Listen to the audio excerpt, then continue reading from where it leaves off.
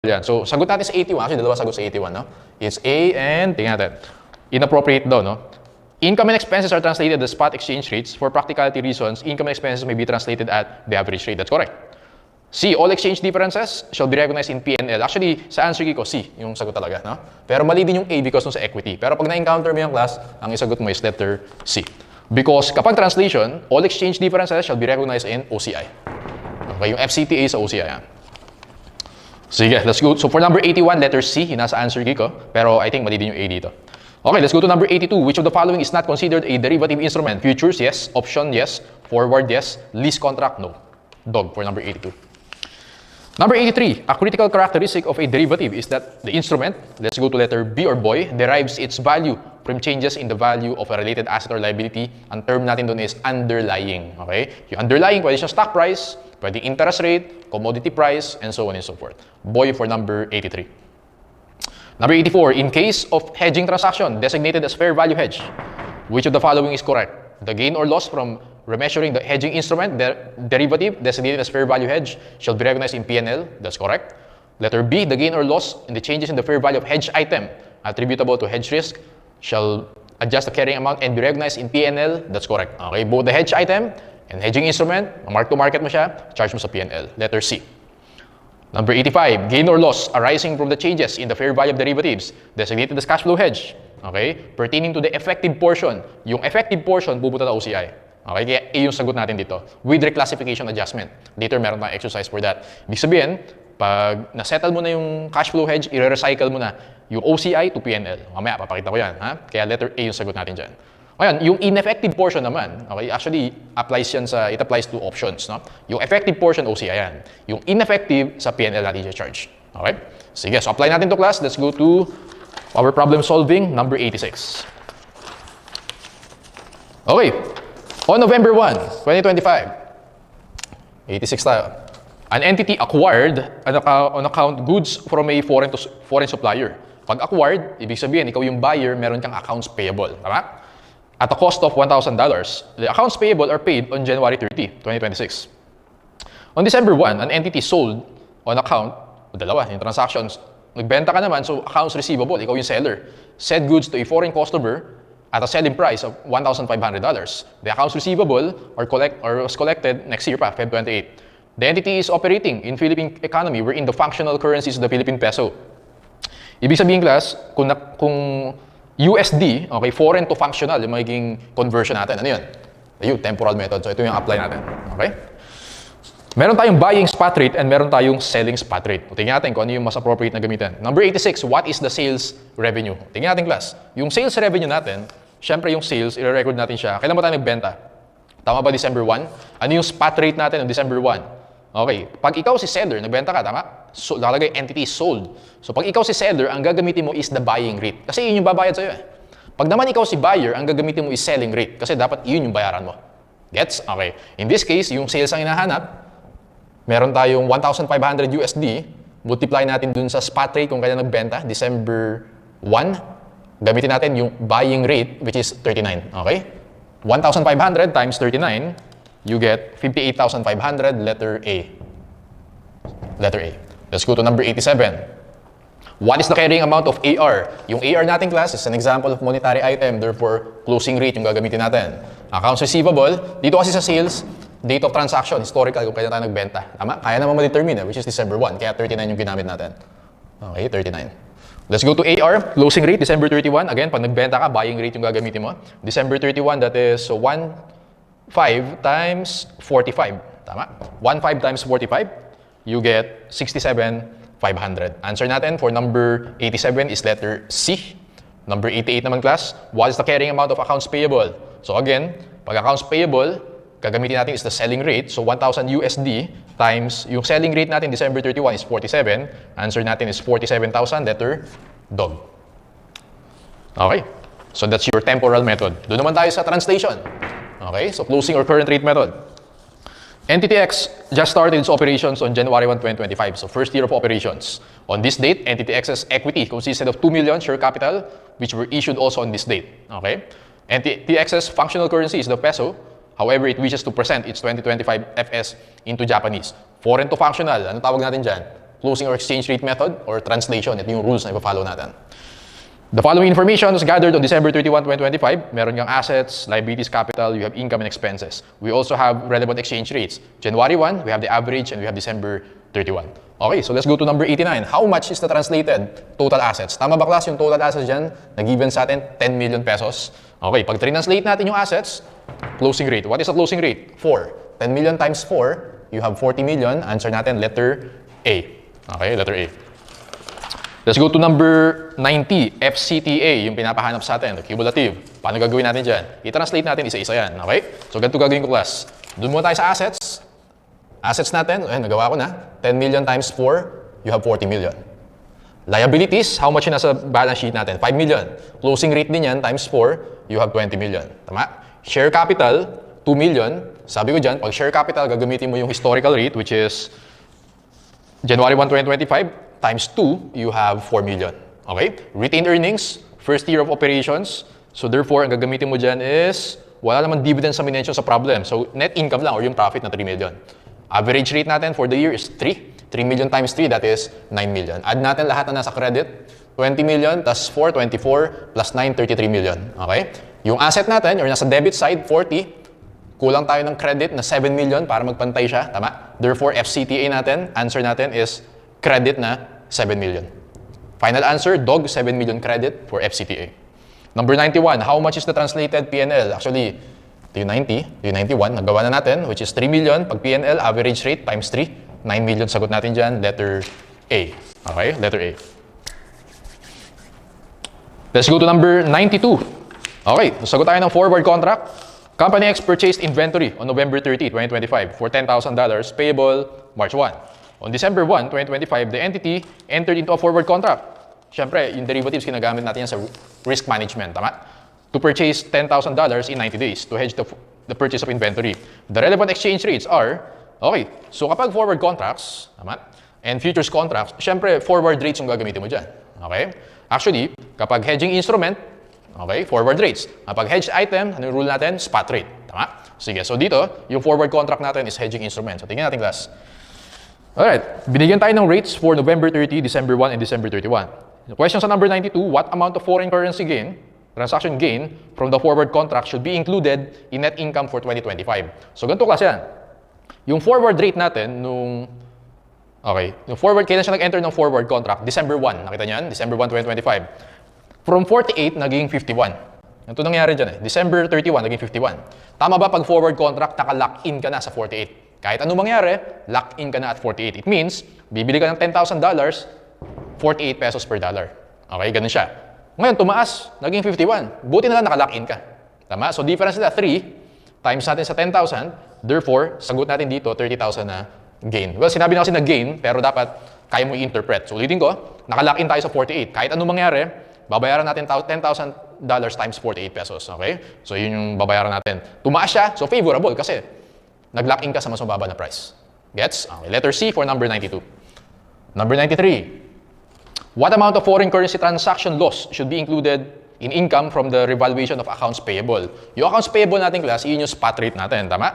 So, ang mangyayari dyan, actually, pwede kang mag-T account kung gusto mo. Meron kang accounts payable, kailangan ba bumili? Tama ba? November 30. Okay? 10,000 times 45, meron kang accounts payable na 450,000. Again, pag hedged item, spot rate yung gagamitin natin. 10,000 times December 31 is 550, you have 500,000. Tumaas yung accounts payable natin. How much yung tinaas niya? 50,000. Since payable, magbabayad ka, tumaas yung babayaran mo, therefore meron tayong loss na 50,000. Boy is our final answer. Okay, that's for 93. Okay, so let's go to the next 5 items about option naman to. Tingnan muna natin, class. Again, option, meron kang right, okay? Wala kang obligation. Kaya lang, mababayad ka ng option premium. Dalawang klase yung option. Meron tayong call option and meron tayong put option. Call option is an option to buy.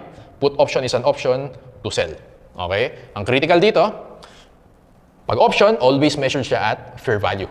Okay? And yung fair value is consist of 2 items. Intrinsic value plus the time value. Okay? Now, tandaan mo lagi, class. Yung intrinsic value, ito yung effective portion. Tama? Pag effective portion, pupunta na OCI yan. Pag time value, ito yung ineffective portion kasi wala naman tayong control sa time value, laging pababa yan. Therefore, pupunta ka ng PNL automatic. Okay? Now, Paano, sir, computing yung intrinsic value and time value? Doon muna tayo sa time value. Time value is a balancing figure. Balancing lang yan. So, fair value minus intrinsic, yun yung time value mo. Okay? Intrinsic value, tutandaan mo, class. Depende yan. Kapag call option or put option. Pag call option, spot rate minus strike or exercise price. Okay? Pag put option, X minus S. Yung X na yan, yan yung naka-lock in ka na price. Okay? So, ayan. Apply natin siya. Pero actually, class, madali lang yung option. Kasi tinuruan ko kayo ng table. Yun ang gagamitin mo dyan. Kayang-kaya mo sagutin yung options. Sige, class. So, sagutin natin yung number... number 94. Okay. On November 1, 2025, NTTX anticipated the purchase of inventory on January 31 at a price of 1,000. In order to hedge this highly probable forecasted importation, NTTX acquired a call option. Ano yung call? To buy. Okay, option to buy.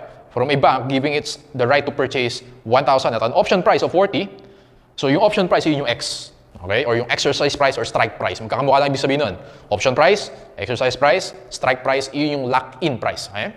By paying an option premium of 300. So again, kailangan magbayad ng premium, 300 pesos. Or 300 pesos. NTTX is operating in the Philippine economy where the functional currency is the Philippine peso. Okay. Now, ikaw yung bumili. Tama? So, bibili ka, ano gagamitin mo, class? Buying or selling spot rate? Selling. Kasi yun yung kailangan mo bayaran eh. Tama? Pag naman bebenta ka, buying naman. Alright? So, huwag kang papalito doon ha. So, for this one, panglito lang yung buying spot rate. Pwede mo nang i-ignore yan.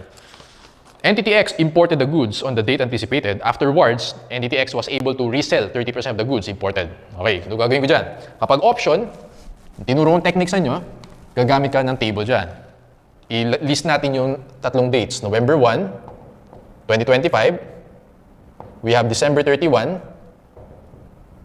2025. And we have January 31, 2026. Okay, yun muna. List mo muna yung dates na given sa atin kasi yun yung mga pinaka-important. Okay, and then after that, i-erase ko muna ha para, ayan, may space tayo. Okay, so after that, lagay natin class yung this one. Okay, kung paano siya i-compute. Lagay natin intrinsic value, time value, and fair value. Okay, so ayan. Yan ang gagawin mo. Now, remember, sa start, at inception, okay, your intrinsic value is always 0. Ngayon, yung time value mo naman, sa dulo, okay, yun naman yung 0. Okay, kasi expire na eh. Settlement date na yan. Naalala niyo pa yan? Sige. Now, sir, paano tayo ma-compute yung fair value sa start? So, this is a call option. Lagay muna natin yung formula sa intrinsic value, S minus X. Okay? So now, nagbayad tayo ng 300 as premium. Kung ano yung binayad mo sa start, yun din yung fair value niya. Tama? So for this one, 300 to. Again, time value is just a balancing figure. Therefore, 300 yan. Okay, so tingnan natin. Doon naman tayo sa December 31. So, ang priority natin is to complete the table. December 31, tingin ka dun sa table. Okay, selling spot rate, 44. Okay, so 44, intrinsic value muna compute natin. 44 minus, what is our strike price? Yung 40, yung option price. Okay, sabayan nyo ako mag-compute. 44 minus 40, that's 4. Multiply natin by 1,000. Therefore, intrinsic value is 4,000. Ayun. And then, given yung fair value ng call option, nandun sa table na given sa atin sa middle portion, 4,500.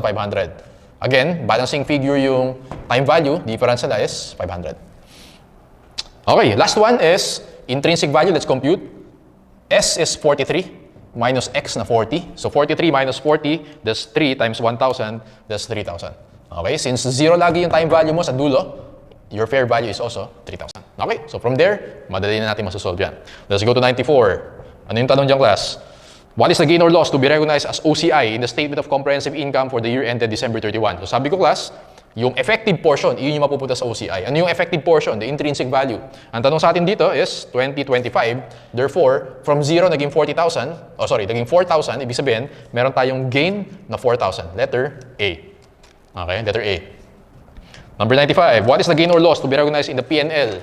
Okay, pag P&L naman, yun yung ineffective portion natin, which is the time value. Tama? From 300, naging 500. Tama ba? Nag-increase. Pag increase, gain. Pag bumaba, loss naman. So, ibig sabihin, meron tayong gain na 200. 200 gain, letter boy.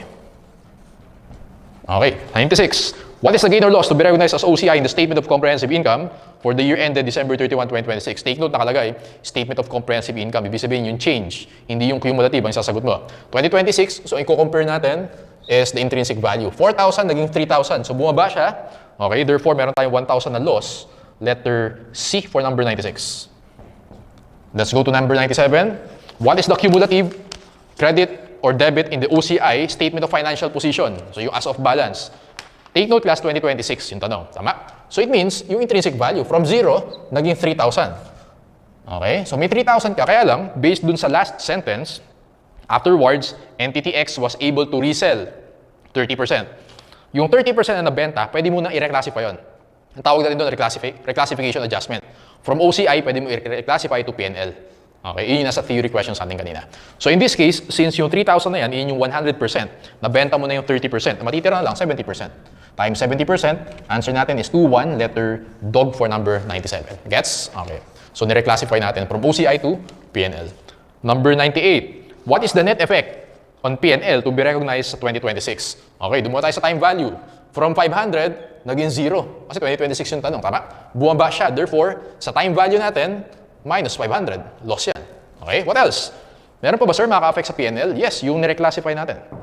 Okay, yung intrinsic value, since nabenta mo na yung 30%, ito yung balance mo, 3,000, nabenta mo yung 30%, tama ba? Gain yan eh. From 0, naging 3,000, tumaas. So, gain. Yung gain na yun, 3,000 times 30% na 900, pwede mo i-reclassify to PNL. Siyempre, gain pa rin yun. Tama? Gain na PNL. So, plus 900, therefore, ang net effect nito class, positive 400, answer natin, dog. Okay. So, I think that's the last item for Forex and derivatives. Class, let's go to business combination. Okay, we have two types. We have merger and we have consolidation. For merger, you have to remember that there's only one surviving entity. Okay, yung isang entity madi-dissolve. And we have the acquirer and acquiree. So, magtitira sa'yo is the acquirer. Okay, for consolidation naman class, meron tayong concept ng parent and subsidiary. And at the end of the year, every December 31, we prepare the consolidated financial statements. Okay, now, in business combination, very important to remember is the formula in computing the goodwill or gain on bargain purchase. Ito yung kailangan natin tandaan. May two components yung formula natin. Number one, consideration transferred. Basically, yung binayad natin, okay, pwedeng cash, non-cash assets, bonds, shares, plus NCI. NCI can be measured at fair value or proportionate share. Okay, plus previously held interest, total natin yan, compare natin sa fair value of net identifiable assets. Dalawa lang yung possible scenarios dito. It's either yung 1 is greater than 2, in this case, mas malaking binayad natin than yung binibili natin, therefore meron tayong goodwill. Second one naman, well, mas nakamura tayo, tama? Mas konti yung binayad natin than the fair value of net identifiable assets. Naka-bargain tayo. That's why we have gain on bargain purchase. Goodwill is an asset na makikita natin in the consolidated balance sheet. Yung gain on bargain purchase is an income statement item kasi gain siya, makikita natin siya in the combined income statement. Okay? Sige. Now, take note lang, yung acquisition-related costs, okay, hindi yan maka-affect ng computation ng goodwill natin. It's either expensed or if related siya sa issuance ng shares, charge natin siya sa APIC. If naman related siya sa issuance ng bonds, charge natin sa premium or discount on bonds payable. Okay, so again, acquisition-related costs, hindi yan maka-affect ng goodwill computation natin. Wala siya dito sa formula. Okay? Sige. Now, yung heart of business combination, specifically yung consolidation, is the working paper eliminating entries. So again, di natin kailangan ng any formulas. Pagdating sa consolidation, kailangan na natin yung working paper entries. Dapat naiintindihan natin yan. I-recap lang natin mabilis. Alam ko, master nyo na to. Number 1, debit CS, debit APIC, debit RE, credit investment in subsidiary, credit NCI. So let's assume 20% sa NCI. Okay? So investment in subsidiary natin is 80%. Yung first working paper entry natin is to eliminate the pre-acquisition equity of the subsidiary. Okay? Kasi ang may-ari na kay subsidiary ngayon is the shareholders of the parent. Okay? Is the parent. Tama? Kaya kailangan i-eliminate natin yan. Okay? Yung pre-acquisition equity of the subsidiary. Next. Debit inventory, debit equipment, credit notes payable, credit investment in subsidiary, credit NCI. Basically, yung purpose ng second working paper entry natin para i-restate yung net assets or the assets and liabilities of the subsidiary at fair value. Tama? Kaya dito, nakalagay, fair value of net identifiable assets. Okay? So, after this entry, ang makikita na natin sa conso balance sheet is naka-fair value na yung assets and liabilities. Okay? Sige. Number 3 is the recognition of goodwill or gain. Pag goodwill, debit goodwill, credit investment in subsidiary, credit NCI. Pag gain naman, debit investment in subsidiary, credit gain on bargain purchase. Take note na yung gain, 100% kay parent siya. Walang share si NCI. The goodwill naman, possible na may share si NCI. Gets? Okay, ulitin ko. Pag gain, 100% kay parent yan. Okay? Sige. Number 4 is we eliminate the intercompany dividends. Intercompany dividends, pag nag-declare si subsidiary, makaka-receive si parent at si NCI. Tanggalin natin yun. Okay? Kasi sa consolidation, it's as if si parent and subsidiary, isang entity lang sila. That's why we have to eliminate yung intercompany dividends. Debit dividend income, ito yung 80%. Debit NCI, ito yung 20%. Credit RE, this is how you eliminate the intercompany dividends. Okay, let's go to intercompany transactions. Meron lang tayong tatlo na scope covered in the board exam. First is intercompany sale of non-depreciable asset, in this case, land. Okay? So, let's say may gain. So, debit gain, credit land, it's as if wala nangyari na sale. Okay? So, ang maganda kapag non-depreciable asset, walang related depreciation. Ganito lang talaga yung entry mo. Okay? Let's go to a depreciable asset. For example, equipment. Let's say loss naman. Debit equipment, credit loss. Eliminate natin yung loss. And then, meron ka laging related depreciation. Adjust mo yan. Okay? Debit depreciation expense, credit accumulated depreciation. And then, I think yung pinaka-tricky na lang dito is the intercompany sale. Okay? So, dalawa kasi yan. Beginning inventory and ending inventory. Mas madaling intindihin muna yung ending inventory kasi current year nangyari yan. Okay? Debit sales. Tanggalin mo yung intercompany sales. Credit cost of goods sold. Credit, ending inventory. How much yung ending inventory na yan? Yung net effect niyan. Ending inventory times the gross profit rate. Okay? Remember that. Pag naman beginning inventory, last year nangyari yan, i-mirror mo lang. Yung sales and cost of goods sold, last year pa yan. So, na-close na yan sa retained earnings. Kaya RE beginning yan. Ngayon, hindi siya inventory. Dapat cost of goods sold. Okay? Kasi yung beginning inventory mo na yan, nabenta na this year. So, ibig sabihin, cost of goods sold yung i-adjust natin. Okay? Again, class, maraming lumalabas sa business combi in the board exam. Basta alam mo yung working paper entries natin, alam mo yung concept niyan, diyan ka lang mag-stick. Okay? Kayang-kaya mo sagutan yan. Sige. Punta naman tayo dito. Intercompany transactions. Well, na-explain ko na. Example sa intercompany transactions, yung intercompany dividends, and then yung working paper entries 5, 6, 7 natin. Okay? May dalawang klase yan. Downstream and upstream.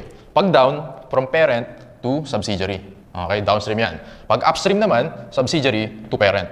Okay? Ang kailangan natin tandaan, pag downstream, walang allocation. Ibig sabihin, 100% kay parent. Okay? 0% kay NCI.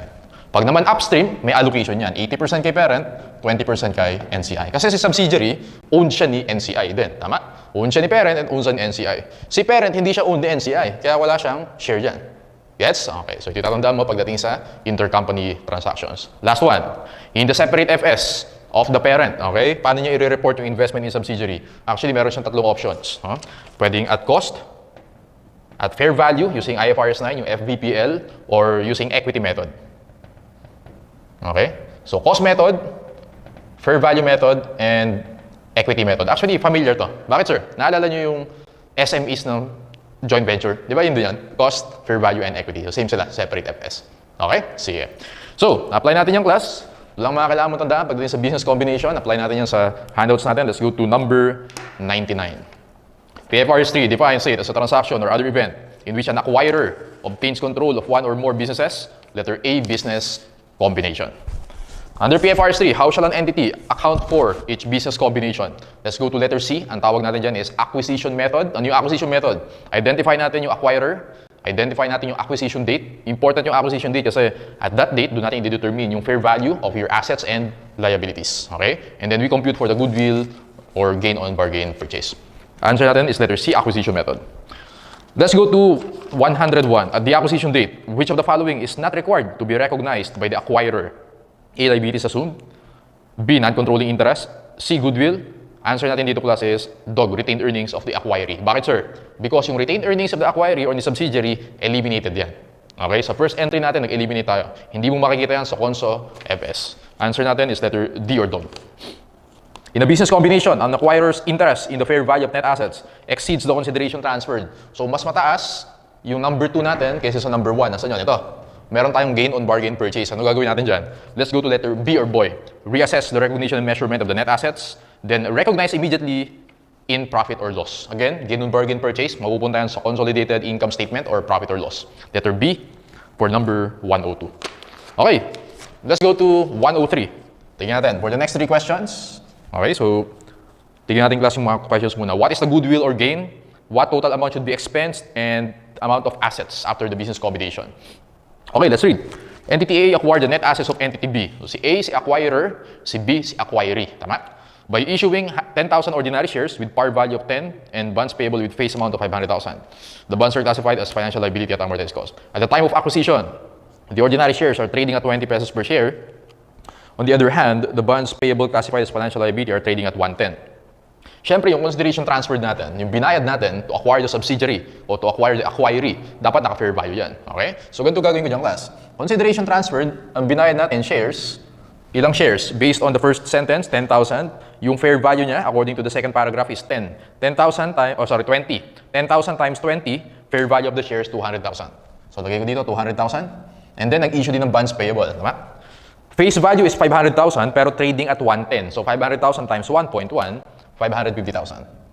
Okay? So, total niyan is 750,000. This is your consideration transferred. Entity A paid 10,000 share issuance costs and 20,000 bond issue costs. Okay, so yung mga acquisition-related costs, either expensed or pag-related dyan sa, in this case, sa issuance, charge mo sa APIC or sa premium or discount. Okay, Entity A also paid 40,000 acquisition-related costs and 30,000 indirect costs. So yung 40 and 30 na yan, expense natin yan. Okay? Before the date of acquisition, Entity A and B reported the following data. Ayan, so merong binigay sa atin na balance sheet for A and B. At the time of acquisition, the current assets of A have a fair value of 1.2 million, while the non-current assets of B, 1.3 million. On the same date, the current liabilities of B, fair value 600, non-current liabilities of A is 500. Plus, yung fair value natin is the subsidiary, or is the acquiree. Okay? Si acquirer, tanda mo, sa conso, or sa financial statements, book value yan. Okay? Si acquiree, iyan yung naka-fair value. Huwag mo i-fair value si acquirer. Kaya panlito lang dito, sa last paragraph, sinasabi yung fair value ni Entity A. Panglito lang yan. Okay? Kasi dapat naka-book value si acquirer. Fair value si acquiree. Okay? Sige. Now, meron tayong consideration transferred. I-compare natin yan sa fair value of net identifiable assets. So, paano yan computing, sir? Well, gagawin natin dyan, tignan natin sa Entity B. Tama ba si Entity B, meron siyang assets? Compute natin, class, ha? Okay, sabayan niyo ako mag-compute. Current assets sa Entity B, 500,000. Non-current assets niya, according to the last paragraph, non-current assets ni B, 1.3 million. Nakuha mo yun? So, current na 500 plus 1.3 million na non-current. And then, yung current liabilities ni B, sulat ka na para malinaw. Okay? So, current assets, 500,000. Non-current assets at fair value, which is 1.3 million. And then, we have current liabilities of B, nakalagay dyan yung fair value is 600,000. And then, non-current liabilities ni B, 500,000. Okay. So, how much yung fair value of net assets of B? 500,000 plus 1.3 minus 600 minus 500, you have 700,000. Okay, yung binayad natin, 750, binibili natin is 700, therefore may binabayaran tayong something intangible. We call it goodwill, 50,000. Answer natin is letter A. Let's go to number 104. Okay, what total amount should be expensed as incurred? Okay, nasagutan natin kanina to. Yung acquisition-related costs na hindi related dun sa issuance ng shares or bonds. So meron tayong dalawa, 40,000 plus 30,000. Okay, that is 70,000. Discharge natin to expense yan. Letter boy for number 104. Let's go to number 105. What is Entity A's amount of total assets after the business combination? Actually, for this one, this is a merger. Okay, ang matitira lang sa Entity A. Tingnan natin. 105, how much yung total assets sa Entity A? So, Entity A, total assets niya, okay, 1 million yung current assets, non-current assets 2 million. So, that's 3 million. At book value, tama? 3 million. And then, si Entity B, in-acquire niya. Napunta sa kanya yung assets ng Entity B. How much yung assets ng Entity B? Siyempre, ito siya. Okay, 1.8 million. Don't forget na merong goodwill si Entity A, 50,000. And then, nagbayad tayo ng acquisition-related cost sa 70. And then, nagbayad din tayo ng, nakita niyo yung share issuance and bond issuance. So, share issuance, 10,000. Bond issuance, 20,000. Cash yan eh. Okay, cash outflow yan. Plus 70, total is 100,000. So, acquisition-related costs, 100,000 negative yan. Bawas sa cash natin yan. Okay, total assets, 3 million plus 1.8 plus 50 minus 100,000. Answer natin, 47, 50,000, letter C. Okay, letter C for number 105. Okay, easy. Alright, tingnan natin class. Let's go to 106. PFRS 10 defines them as the financial statements of a group in which the assets, liabilities, equity income, expense and cash flows of the parent and its subsidiaries are presented as those of a single economic entity. Ang tawag natin dito class is consolidated financial statements, letter A. And very important to prepare Conso FS is yung working paper eliminating entries natin. Okay, let's go to number 107. At the acquisition date, goodwill should. Let's go to boy. Be recorded as a consolidation adjusting entry. Okay? Magkaka-goodwill tayo sa working paper entry number 3 natin. Okay? Debit goodwill, credit IAS, credit NCI. Boy yung sagot natin dyan. It is that portion of the profit or loss and net assets of a subsidiary attributable to equity interests that are not owned directly or indirectly through subsidiaries by the parent. Ang tawag natin dyan, NCI, non-controlling interest. Si subsidiary, owned siya ni parent, 80%. Sa example natin, owned siya ni NCI, 20%. Ang tawag natin kay parent, controlling interest. Well, obviously, non-controlling interest yung isa, okay? Letter A. How shall the parent corporation present the NCI in the CONSO statement of financial position? Yung NCI, kasama siya dun sa equity. Okay? Letter A yung sagot natin. It shall be presented within consolidated stockholders equity separately from the equity of the owners of the parent. So sa NCI, pinapresent mo siya sa consolidated balance sheet sa equity portion. Okay? Nakaseparate siya sa retained earnings. Okay, let's go to problem solving. Let's go to the next 5 items. Okay, so tignan mo natin class yung questions. What amount of goodwill is presented? How much is the CONSO total assets? How much is the NCI, retained earnings, and equity? Okay, so let's read the given. On January 1, 2025, Company X issued equity instruments in exchange for 75% interest in Company Y. 75% yung binili, it means meron tayong NCI na 25%. On acquisition date, Company X elected to measure NCI at fair value. Okay, so again, pwedeng at fair value, pwedeng proportionate share. Company X's management believes that the fair value of the consideration transferred correlates to the fair value of the controlling interest acquired and that the fair value of the controlling interest is proportionate to the fair value of the remaining interest. Ibig sabihin lang nun class, yung fair value doon ng NCI, pwede natin kunin from or i-work back from kung how much yung binayad natin for the 75%. Okay? Company Y's net identifiable assets have carrying amount and fair value of 300 and 360 respectively. Siyempre, important sa atin dito is the 360,000 because we measure at fair value net identifiable assets. The difference is attributable to a building with the remaining life of 6 years. So 300 versus 360, 60,000 yung difference, yun yung sa building. Okay? Yun yung excess. The December 31, 2025 statements of financial position, binigyan tayo for Company X, the parent, and si Company Y, the subsidiary. Okay, so class, kung titignan mo yung sa balance sheet ni parent, nakita mo dyan yung investment in subsidiary at cost 300,000, tama? So iyan yung kung how much binayad ni parent kay subsidiary yung 75%. Okay? Iyan yung consideration transfer natin. Anyway, so let's go to the last paragraph. Company Y generated net income of 76. No dividends were declared and there were no intercompany transactions and impairment of goodwill. What amount of goodwill is presented? Ganito lang gagawin ko dyan, class.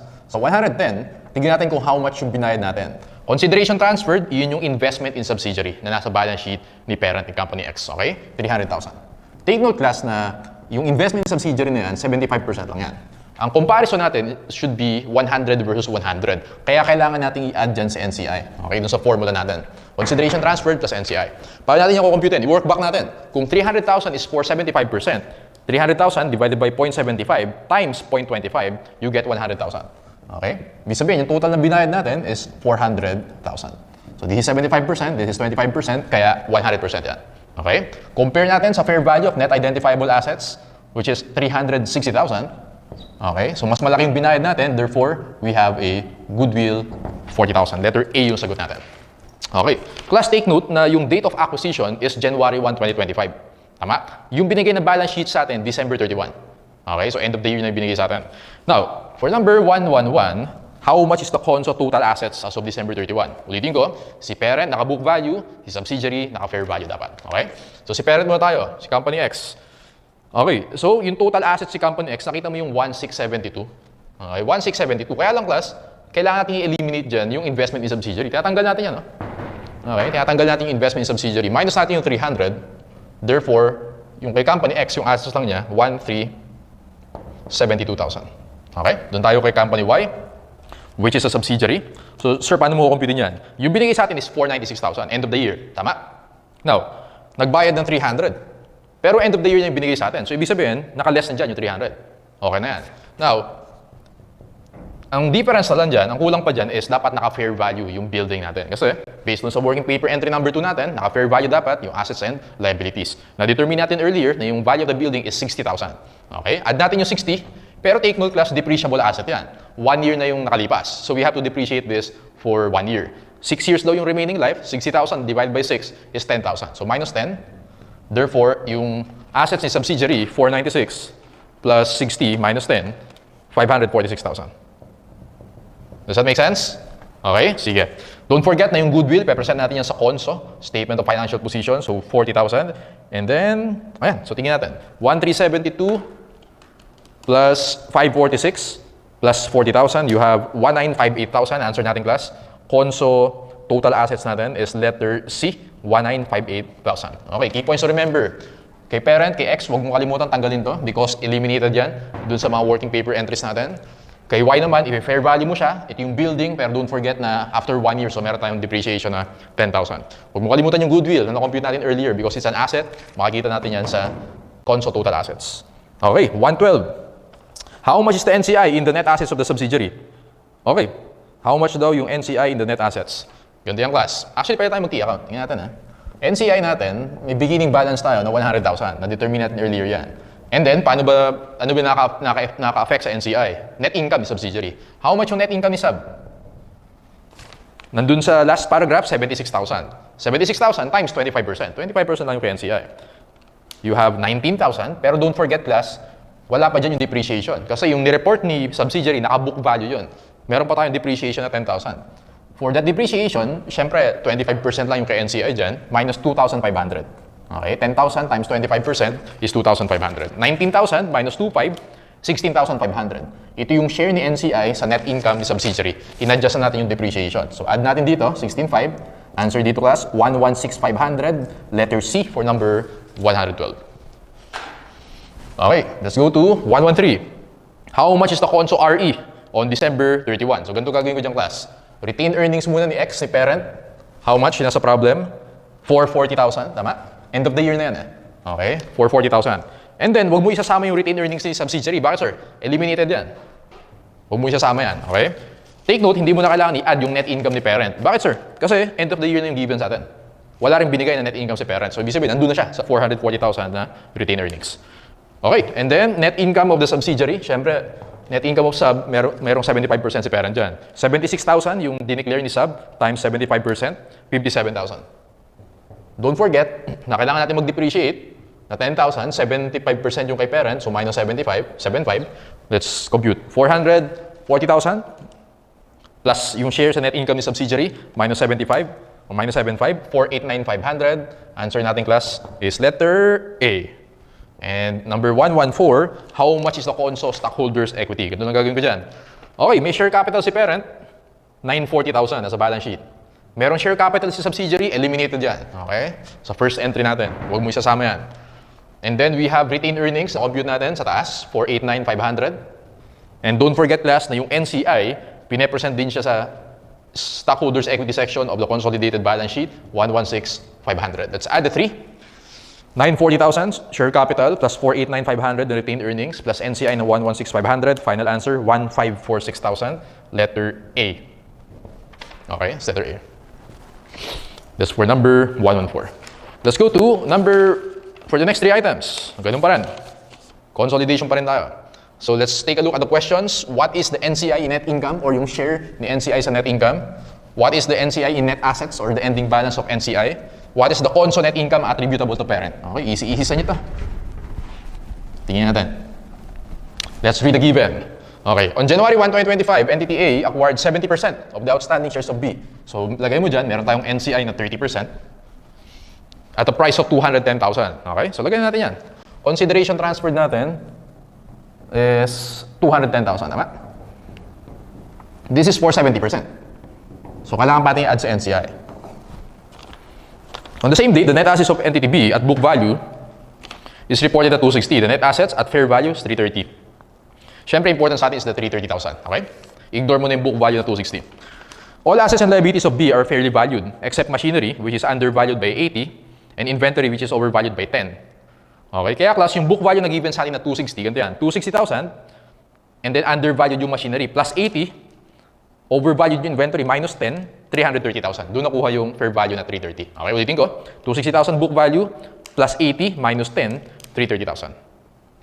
The said machinery has remaining life of 4 years, while 40% of the inventory remained unsold at end of 2025. Tingnan natin yung effect niyan later.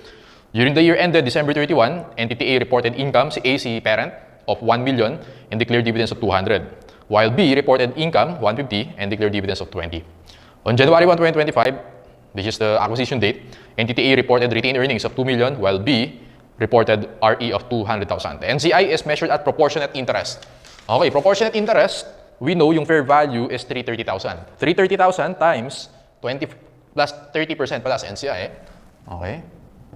330,000 times 30%, you get 99,000. Alright. So 210 plus 99, 309,000 yung binayad natin. Compare natin yan sa fair value of net identifiable assets. According to the first paragraph, it's 330,000. 309 versus 330, we have 21,000. Tama ba, class? Mas mababa yung binayad natin. Ibig sabihin, meron tayong gain on bargain purchase. 21,000. Okay, though di naman tinanong yan sa problem, baka magamit natin yan later. Okay, number 115, what is the NCI in net income? Tingnan natin. NCI in net income, ganito gagawin ko dyan. Okay, share muna ni NCI sa net income ni subsidiary. Nasaan yun? Nandun sa second to the last paragraph. Entity B reported 150,000. So 150,000 times 30%, yung share niya sa net income is 45,000. Tama? So this is 150,000 na income times 30%. What else? Take note, class, na yung machinery at acquisition date undervalued daw by 80. So, ang mangyayari dyan, 80,000. So, kung undervalued siya, kulang yung depreciation. Tama? Kulang yung depreciation, 80,000, divide natin by 4 years. And then, multiply natin dun kay NCI na 30%. Okay? So, 80,000 divided by 4 times 30%, 6,000. So, since kulang yung depreciation, mag-minus tayo. Don't forget na yung multiply sa 30%, kasi sa NCI lang yung kino-compute natin. And then, meron pa dyan, class, na inventory. Nakalagay dyan, okay, the said inventory remained unsold at end of 2025. Take note, yung inventory na to, hindi ito yung intercompany sale of inventory. Okay, ito siya yung pinag-uusapan natin. Okay, iba yung fair value sa book value. Yun yung nangyari dito. Ngayon, ganito effect niyang, class. Nakalagay, overvalued daw ng 10,000 yung inventory. Kung overvalued siya, okay, and then nabenta na siya, ibig sabihin, overvalued yung cost of goods sold. Nakuha niyan? So, ganito yan eh. Overvalued yung beginning inventory, okay, nabenta na siya, therefore overvalued yung cost of goods sold. Tama? Kailangan, mababa yung net income natin. Kailangan natin i-correct yan. Tama? I-add natin ngayon yan. How much? Well, yung nabenta na. Okay? Hasan yung nabenta na? 10,000 yung total na inventory. Okay? And then, 40% daw unsold. Ibig sabihin, 60% nabenta na. Okay? Ilan share ni NCI? 30%. Since mababa yung net income, kailangan natin i-add back yan. 10,000 times 60% times 0.3, 1,800. Okay, again, hindi ito yung intercompany sale of inventory. Ito yung date of acquisition. May iba yung fair value sa book value. 45,000 minus 6 plus 1,8. You have 40,800. Letter B or boy. Answer natin for number 115. Let's go to 116. How much is the NCI in net assets? Ganito gagawin ko dyan. Okay, T-account tayo. NCI, may beginning balance tayo na 99. And then, meron tayong share in net income na 40,800. Don't forget na meron dividends dito. Nakalagay dyan, Entity B, declare dividends 20,000. Pag nag-declare ng dividends, based sa working paper entry number 4 natin, mababawasan sa NCI. Ito, huwag mong kalimutan to. Marami nagkakamali dyan. Nakakalimutan to. So, 20,000 dividends, multiply natin by 30%, that's 6,000. I-debit mo siya.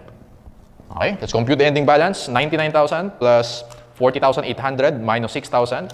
133,800, letter dog. Okay. What is the consolidated net income attributable to parent? 117. Ganito gagawin ko dyan.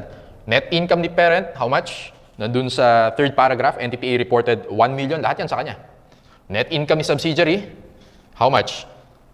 150,000. 150,000 times 70%. Okay? 105,000 yung share niya sa net income ni subsidiary.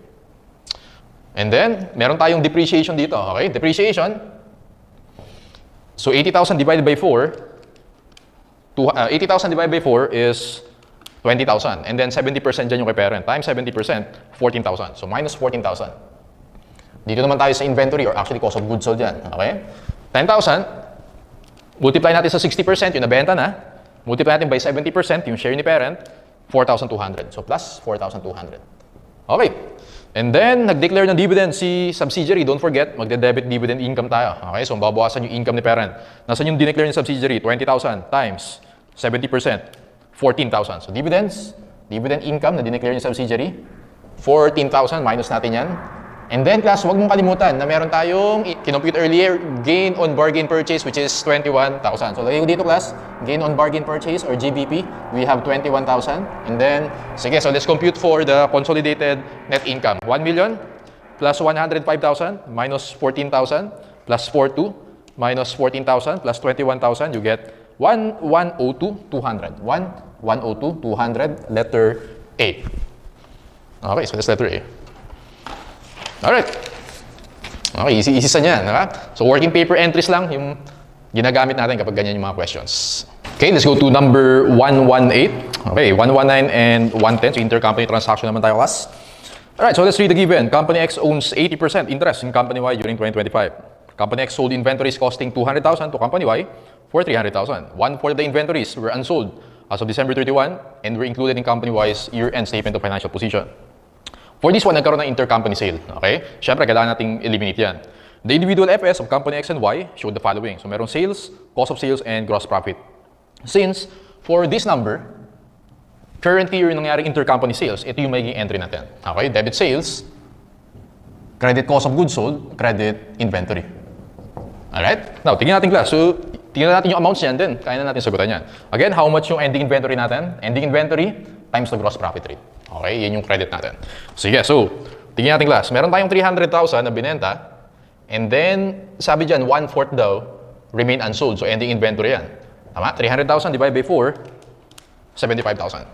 Ngayon, multiply natin sa gross profit rate yan. Sir, ano yung GPR dito? Well, compute natin. If meron tayong sales na 300, and then sabi dyan yung cost is 200, therefore meron tayong gross profit na 100,000. Tama? So, yung GPR natin is 100 divided by 300. Okay? So, times 1/3. 75,000 times 1 divided by 3, you have 25,000. So, ibig sabihin, class, yung 25,000 na yan, yan yung amount ng ending inventory natin o yung inventory natin na credit. 25,000. Now, meron tayong sales. Intercompany sales na 300. I-debit natin yan. 300,000. 300 minus 25, you have 275,000 ang cost of goods sold. Alright, sige. So, after that, madali na natin ma-solve yung problem. Let's go to number 118. How much is the conso inventory? So, dun muna tayo sa inventory ni X, ni parent company, which is 1,260,000. Okay. Inventory ni Y, the subsidiary, 380,000. And then, yung working paper entry natin, class, nag-credit tayo ng 25,000 inventory, so minus 25,000. Okay? 1,260 plus 380 minus 25,000, you have 1,615,000. So answer natin class for number 118 is 1,615,000. Let's go to 119. Ano yung tanong sa atin dyan? How much is the conso sales? So ganito lang yung class. Sales muna ni parent company ni X. Okay? It's 6.7 million. And then sales naman ni Y, 2.7 million. And then, yung working paper entry natin, nag-debit tayo ng 300,000 minus 300,000. So, ibig sabihin, class, 6.7 million plus 2.7 million minus 300, you have 9.1 million. 9.1 million, final answer natin is letter B or boy. Number 120, how much is the consolidated cost of sales? Cost of sales muna ni parent company X, 3,105,000. Cost of sales ni Y, 1,755,000. And then, meron tayong working paper entry, nag-credit tayo ng cost of goods sold. Now, if nag-credit ka ng cost of goods sold, syempre, decrease sa cost of goods sold yan. 275,000. Tingnan natin class, yung conso cost of sales, 3,015,000 plus 1,755,000 minus 275,000. Answer natin class, 4,495,000. That is letter boy, 4,495,000. Okay? So as you notice, working paper entries lang, nasagutan natin basta consolidated yung mga tanong sa atin. Okay? Sige. Now, for the next 3 problems, naglagay ako dyan class ng mga special problems sa business combination. Okay? So, doon muna tayo sa number 121 and 122. Naglagay ko dyan yung title, this is step acquisition. Okay? So, tingnan natin class, bakit siya tinawag na step acquisition? So, erase ko muna. Okay. And then, let's read the given. Okay, so, on January 1, 2025, Entity A acquires 30,000 out of 100,000 outstanding shares of Entity B. Okay, so tama ba class? Yung unang binili ni Entity A sa number 121 is 30,000 out of 100. So, ibig sabihin, 30%. Tama lang? So, 30% muna. And we know, hindi ka pwede mag-conso dyan kasi ang conso, more than 50%. Okay? Now, binili niya yan for 90,000. And class, ano nga bang method yung gagamitin natin kapag ang ownership mo is 30%? Equity method. Okay, equity method. For 6 months ended June 30, Entity B reported net income of 40,000. On July 1, so after 6 months, Entity A acquires additional 60,000. So, meron siyang 30,000 na 30%. Bumili pa siya ng 60,000. So, plus 60%. Ibig sabihin, ang ownership na niya is 90%. Kaya siya tinawag na step acquisition. Okay? 30% muna, wala ka pang control. Additional 60%, nag-90% ka, may control ka na. Dito ka magko-consolidate. Gets? Ang tawag natin dyan, step acquisition. Sige. Tingnan natin class kung paano gagawin natin.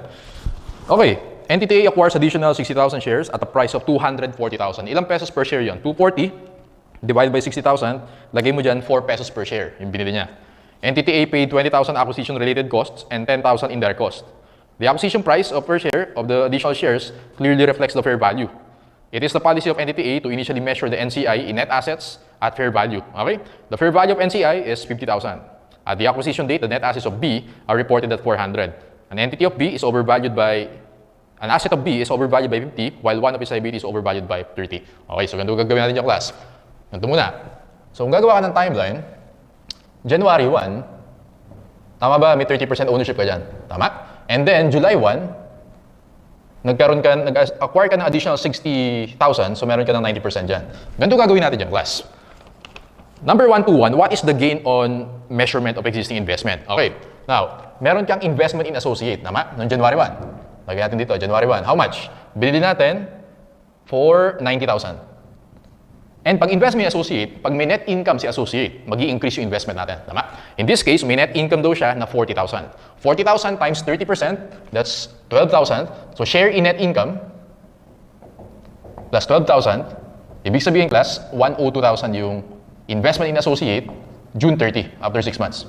Alright? And then, bumili ng additional 60%. Ganito gagawin mo dyan. Ito siya actually, yung previously held interest. Sa formula natin, ito yun, yung 30% na yan. Yan yung previously held equity interest. Ima-mark to market mo muna yan. Ma-market value mo muna. Tama ba class? Yung fair value niyan, ilang shares na? Currently, meron tayong 90,000 shares. Tama? How much per share? Na-compute natin earlier, 4 pesos per share. 90,000 times, additional, 30,000 lang muna. Ay, ma-market value mo is yung 30% lang muna. Okay? So, 30,000, which is in 30%, multiply natin by 4, which is the fair value. 30,000 times 4, 120,000. 120,000 from 102 naging 120,000. Meron tayong gain on remeasurement na 18,000. Kaya sagot natin diyang class is letter A, 18,000. Ulitin ko, in-update natin yung capital balance na IIA. Okay? Minark to market natin, 120, nag-increase, so meron tayong 18,000. Alright? Actually, pwede mo siyang ganito yung entry niyang class para mas malinaw. Journal entry.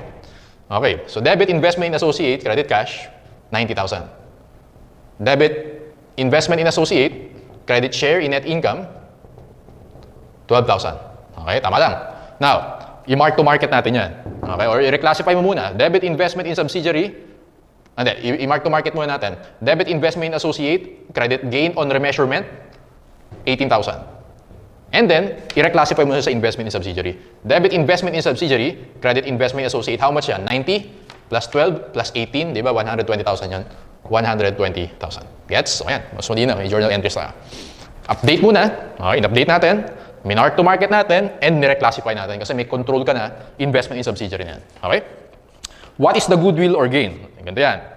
Goodwill or gain.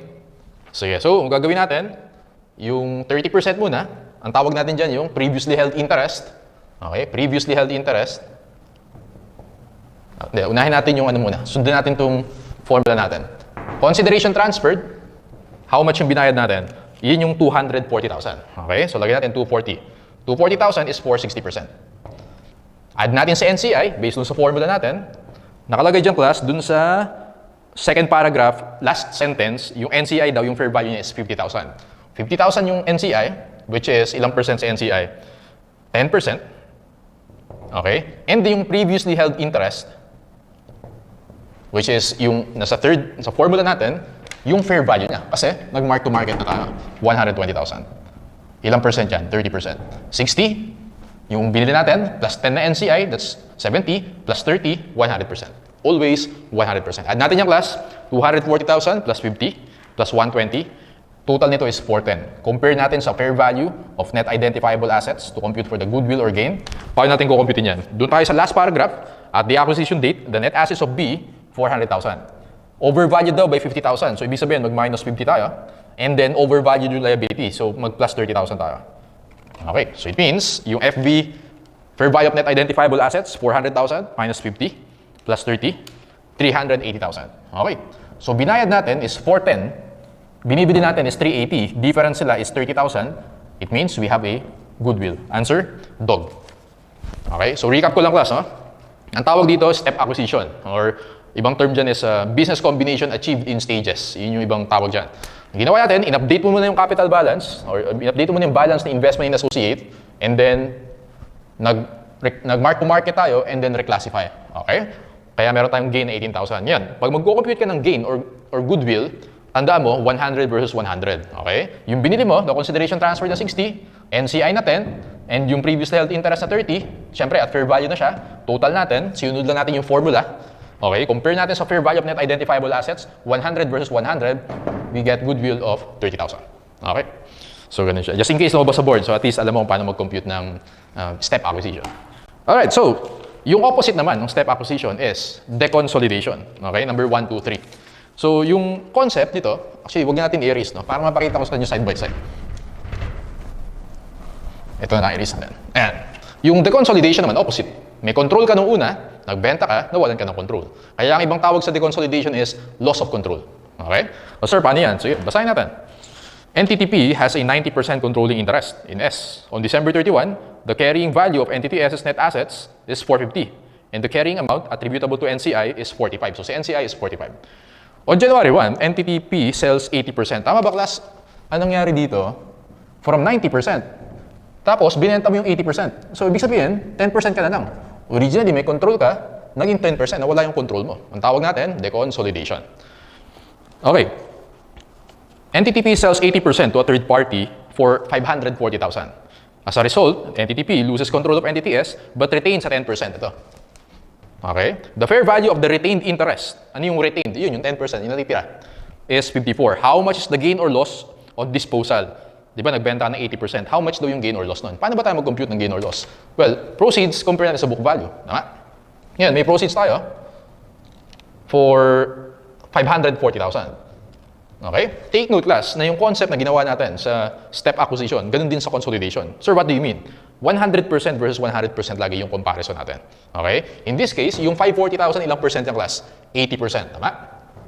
Kulang pa yan, kasi dapat 100%. Ngayon, meron tayong retained interest, yung natitira na 10%. So, tawagin natin yung retained interest. Okay? Which is, nakalagay dyan, retained interest natin is 54,000. Nakita mo yan? Dun sa second to the last sentence, the fair value of the retained interest is 54,000. Ayan. 10% yan. Tama? Huwag mong kalimutan, may NCI din tayo. Iba pa to sa NCI. Okay? Kasi originally, may 90% ka, yung 10% yan, NCI yan. Binenta mo yung 80, may 10% ka na lang. So, yung NCI natin na 10%, it's according to the first paragraph in last sentence, 45,000. Right? So this is 10%. Ayun, 100% na yan. 540 plus 54 plus 45, 639,000. Yung total, 639,000. Ngayon, yung carrying amount nung binenta natin at 100% is nandun siya, class, sa first sentence. Okay, the carrying amount or the carrying value of Entity S's net assets, 450,000. Okay, 639 minus 450. Answer mo dito, class, is 189,000. So, tingnan natin kung gain or loss. Binenta natin for 639. Ang binibenta lang natin is 450. Ibig sabihin, meron tayong gain on the consolidation. Letter C, 189,000. Okay. Class, nakita niyo yung similarity nila. Okay? Laging ang comparison mo, 100 versus 100. Okay, dito rin. 100 versus 100. Okay? Wag 80 versus 100. Wag ganun, ha? Okay, so 100 versus 100. Sige. That's your deconsolidation. Last one for business combination. This is reverse acquisition. Okay? So, papakita ko sa inyo later bakit siya tinawag na reverse acquisition. And also, yung problem na yan, galing yan sa standards. And kung may lumabas man na reverse acquisition in the board exam, yan lang yung pwedeng lumabas. Okay? So, mahirap kasi mag-construct ng problem for reverse acquisition. So, yan lang yung usually binibigay. Huh? Just in case na ibigay sa board exam. Okay. Tingnan natin, class. What is the amount of goodwill to be reported in the Conso FS and which of the following statement is incorrect? Sige, so basahin natin. And then explain ko sa inyo kung bakit siya tinawag na reverse acquisition. The statements of financial position of A and B immediately before business combination. Okay, meron tayong entity A and B. Current assets, non-current assets. Current liabilities, non-current liabilities. And ayan, yung may equity tayo. Okay, so for entity A, meron siyang 100,000 ordinary shares. For entity B, meron siyang 60,000 ordinary shares. On September 30, Entity A, an unlisted company, acquires Entity B, a publicly listed company, through an exchange of equity instruments. Si A binili si B. Si A private siya, si B listed sa Philippine Stock Exchange. Ang tawag natin dyan actually, class, is backdoor listing. Okay? Maraming gumagawa niyan. Normal yan. Okay? Sa PSE. So, ang mangyayari dito, indirectly, magiging listed din si Entity A. Okay? So, ganun siya. Entity A issued 2.5 shares in exchange for each ordinary share of Entity B. Okay. All of Entity B's shareholders exchange their shares in Entity B. Ilan ba, class, yung shares sa Entity B? Nakita nyo dun sa balance sheet, 60,000. So 60,000 times 2.5, 150,000. Tama? Therefore, entity A issues 150,000 ordinary shares in exchange for all 60,000 of ordinary shares of B. Alright? Now, ngayon, pag ina-analyze natin yung class, si entity A, okay, tama ba meron siyang original shares? Original shares ni A, 100,000. Tama lang? Ngayon, yung inisyo niya kay B, issued to B. Ilan class yung inisyo niya? 150,000. Tama ba? 150,000. Now, yung total shares na niya, 250,000. Ngayon class, pag dinivide mo yan, 100 divided by 250, this is 40%. This is 60%. Okay, so anong nangyari dyan class? Si A, binili niya si B. Kaya lang, anong nangyari? Si B, owed niya 60% ni A. Okay? Kaya reverse acquisition. Si A yung bumili, tama? Siya si acquirer, pero since nangyari dyan, nakipag-exchange ng shares, ang lumabas, majority shareholder na si B. Okay? Meron siyang 60% ownership. Okay? Ang tawag natin kay A, siya si legal parent, pero siya si accounting acquiree. Okay? Kasi in effect, siya yung in-acquire ni B. Tama? Siya yung bumili, pero siya yung na-acquire. Kaya reverse acquisition. Gets? Okay. Ang tawag natin kay B, legal subsidiary, pero siya si accounting acquirer. Okay? In substance, acquirer siya. O sir, paano gagawin natin dyan? Ganito yung class. Turusan nyo step by step. Okay. So, basahin muna natin yung the rest of the problem. The fair value of each ordinary share of B is 40 pesos. The quoted market price of A is 16. The fair values of A's identifiable assets and liabilities are the same as their carrying amount, except that the fair value of A's non-current assets is 1.5. Entity A is the legal parent and accounting acquiree, while B is the legal sub and accounting acquirer. Okay, parang ganito yan. In form, parent si A, pero in substance, acquirer siya. In form, subsidiary si B, pero in substance, acquirer siya. Okay? Sige. Now, ganito gagawin natin dyan, class. What is the amount of goodwill? Tama ba? Pag magko-compute ka ng goodwill, it's as if si B na yung nag-acquire kay A. Tama lang? So, ganito gagawin ko dyan. Ito yung kay A, tama? Ngayon, ito yung kay B. Yung existing shares ni B, okay? Yung original niya, nakalagay dyan, 60,000. Okay? Ngayon, imi-mirror natin yan. Okay? So, kung ito yung inisyo kay B na 60%, it means, assume natin na yung 60,000 na yan is 60% of the total shares ni B. Okay? Alamin natin kung ilang pa yung shares na i-issue kay A para magkaroon sila ng same interest. Ang ganito gagawin ko dyan, class. Kung 60,000, i-mirror natin ha. No, i-mirror natin to. Therefore, dapat ito naka-mirror dyan. Okay? So, kung inisyo kay B is 60%, dapat 60% to. Alright? So, 60,000 divided by 60%. That's 100,000 times 40%. 40,000 yung i-issue kay A. As if yan yung i-issue kay A. Okay? Now, ang total natin is 100,000. As you notice, naka-mirror yan. 60, 60, 40, 40. So, computation ng goodwill natin, it's as if mag-i-issue si B kay A ng 40,000 shares. Gets? Okay. For computation of goodwill lang yan. Wala talagang i-issue na shares si B. Okay? Sige. Ganito gagawin natin yung class. Consideration transferred. Alright? 40,000 shares. How much yung per share ni B? Nandun sa second paragraph, nakita nyo dyan, the fair value of each ordinary share is 40. Okay? So, 40,000 times 40, that is 1.6 million. Yan yung binayad, 1.6 million. Wala namang NCI dito kasi binili lahat. Okay? And then, yung fair value of net identifiable assets ni A, tingnan natin. Nandun siya class sa... Okay, so tingnan mo muna yung balance sheet ni A. Current assets niya, 500,000. Okay? Non-current assets ni A, punta ka dun sa second to the last sentence. Okay. The fair value of entity A's non-current assets is 1.5 million. Tama ba, class? Si B na si acquirer, si A si acquiree. Dapat naka-fair value yan. Tama? Ito yung current assets. Wala naman sinabi na iba yung book value sa fair value ng current assets. So, 500,000. Pero yung non-current assets, 1.5 million. So, add natin yan. That's 1.5 million. And then, minus natin yung liabilities. May mention ba sa liabilities? Wala naman. Tama? So, minus 700,000 yung liabilities ni A. Okay. So, 500,000 plus 1.5 million minus 700,000, 1.3 million. Consideration transferred, yan yung binayad. Ang binibili mo is 1.3, therefore meron kang goodwill na 300,000. Letter B is our final answer. Boy. Okay, recap ko lang. Okay? Sige. Now, binili ni A si B.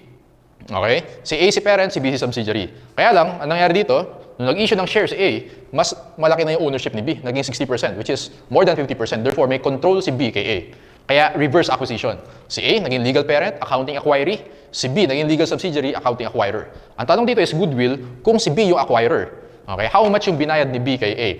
Ngayon, kailangan natin i-extract yan from this one. Imi-mirror natin. Okay? Yung original ni B is 60,000. Okay? Ito yung in-issue kay B, mirror mo, 60%. Therefore, dapat, ang i-issue kay A is as if. Okay? Hindi talaga to actual issuance. As if 40%. Work back tayo. Nakuha natin yung 40,000. Computation ng goodwill natin, kung compare natin yung consideration transferred and fair value of net assets, 40,000, multiply natin sa fair value ni B. Siyempre, siya mag-i-issue. As if siya mag-i-issue. Kaya 40. Binayad ni B is 1.6 million. Fair value of net identifiable assets ni A kasi siya si acquiree. Difference sila, meron tayong goodwill na 300,000. Ulitin ko class, if ever lumabas to sa board exam, ito lang din yung exact problem na lalabas. Okay? So yeah. Which of the following statements is incorrect? So kumpitin natin class yung number 1, 2, 5. Conso assets, tandaan nyo, si B na yung acquirer natin. Ibig sabihin, si B naka-book value, si A naka-fair value. Tama lang? So yeah. So conso assets natin, doon muna tayo kay A and B. Okay? Si A, syempre fair value yan kasi siya yung subsidiary or siya yung si acquiree. Okay, current assets niya is 500, non-current is 1.5, so this is 2 million. Si B naman, book value. How much yung total assets ni B? Sa balance sheet, 3.7 million. Don't forget na may goodwill tayo. Makikita natin yan sa conso, statement of financial position, which is 300,000. 2 million plus 3.7, 5.7 plus 3, 6 million. Kaya yung A is correct. Okay? Punta tayo dun sa liabilities naman yung compute natin. Okay, yung liabilities ni A, 700,000, right? Si B naman, meron siyang 1.7 million. 700,000 plus 1.7 million, 2.4 million. Answer natin for B, for letter C, total console liabilities 2.4. Tama rin yung C. Okay? Tingnan natin yung retained earnings. A and B. Okay, how much yung retained earnings ni A? 0. Bakit sir? Eliminated yan. Take note, si A na dito yung acquiree. Siya yung i-eliminate natin. Si B naman, siya yung acquirer. Therefore, i-represent natin yung retained earnings niya na 1.4 million. Okay? So, 1.4 million yung retained earnings. That's why B is also a correct statement. Okay? Dog yung sagot dito. Bakit, sir? Yung ordinary shares, tingnan natin. Ordinary shares ni A, eliminated yan. Tama? Ordinary shares ni B, meron siyang, tama ba, 600,000 dun sa balance sheet? 600,000. And then, sa conso, mapapakita natin to. Yung 40,000 or yung 1.6 million. Okay, na-in-issue na shares. Sa conso mo makikita yan. Plus 1.6. Therefore, 2.2 million yung ordinary shares dun sa consolidated balance sheet natin. So, mali yung dog. Nakalagay dyan 2.7. It should be 2.2 million. Okay? So, for number 124, it's boy. Number 125, it's dog. Okay? So, that's how you do reverse acquisition. Class, let's go to NPOs and government accounting. Doon muna tayo sa NPOs. Okay, important dito class is the financial statements required for non-profit organizations. Number 1, we have statement of financial position, or basically yung balance sheet natin. For assets, same lang kung ano yung alam natin sa financial accounting. Liabilities, same. Kakaiba lang tayo sa equity. You have 3 components under the equity. Unrestricted net assets, temporarily restricted net assets, and permanently restricted net assets. Sir, ano yung difference yan? Well, for NPOs kasi, meron silang revenues because of contributions or donations. Pag nag-contribute sa atin without any restrictions, okay, no restrictions, i-report natin siya dito sa unrestricted net assets. Okay? Now, pag temporarily restricted, meron siyang restriction as to time and as to purpose. Right? Pag sa'yo mo namang permanently restricted, ang pinakamagandang example niyan is an endowment fund. Okay? So, ibig sabihin, nag-donate sa'yo, pero yung principal, hindi mo pwedeng gastusin. Pwede mo lang gastusin yung dividends or yung earnings from the principal. Ang tawag natin dyan, endowment fund, and it is classified as permanently restricted net assets. Okay, next. Kung meron tayong balance sheet, meron din tayong statement of activities or yun yung equivalent natin sa income statement. Okay? Actually, income statement and para siyang changes in equity. Okay? Because meron tayong net assets dito. Anyway, so dun muna tayo sa income statement portion. We have revenues and we have expenses. Didivide natin siya sa URNA, TRNA, and PRNA. Again, ito lang din yung magiging criteria natin. If unrestricted, temporarily restricted, or permanently restricted. Okay, so yung important item dito is the reclassification. Once ma-meet mo na yung, for example, sa temporarily restricted, na-meet mo na yung time restriction and yung purpose, pwede mo na siya i-reclassify from temporarily restricted to unrestricted net assets. You have net assets beginning, add mo lang yung net nito, you have net assets ending. Okay? Also, For expenses, pwede natin siya i-break down into two. Meron tayong tinatawag na program expenses and support expenses. Yung program, yun yung related sa mission. For example, medical mission. Yung gagastusin mo for that mission, program expenses yun. Pag naman hindi related sa actual mission, for example, mga everyday expenses or fundraising expenses, support expenses naman yan. Okay? If the problem is silent, yung mga expenses na yan, i-charge natin sa unrestricted net assets. Okay, and last one is statement of cash flows. Ganito lang yan. Basta may restriction. Basta walang restriction, operating activities. Okay? So, basta unrestricted, dito siya. Unrestricted. Operating. Pag financing, basta restricted, dito yan. Either temporarily restricted or permanently restricted, financing yan. So, ulitin ko. Pag unrestricted, operating. Pag temporarily restricted and permanently restricted, financing. Pag investing, kung ano yung natin sa statement of cash flows. So, pag related sa PPE, acquisition or sale, pag related sa investments, acquisition or sale, lalagay natin yan sa investing activities. Okay, sige. Let's go to our handouts. Number 126. Which of the following statements is correct? A. The PFRS are not applicable to NPOs. False. Actually, kaya nilagay ko dito same. Kung ano yung ginagamit natin for financial accounting, okay, for profit accounting, yun din yung gagawin natin for NPOs. False yung A. B. The preparation of complete set FFS is optional for NPOs. Nope. False yan. And actually, see yung sagot dito. No? Although the PFRS are designed to be applied by business entities, they can also be applied by non-profit organizations. Okay. So C for number 126. Which of the following statements are prepared by NPO? Statement of financial position, statement of activities, statement of cash flows, notes to FS, all of this don't. According to FASB, actually yung ginagamit natin for NPOs, yung FASB 116 and 117, US GAAP yan, okay?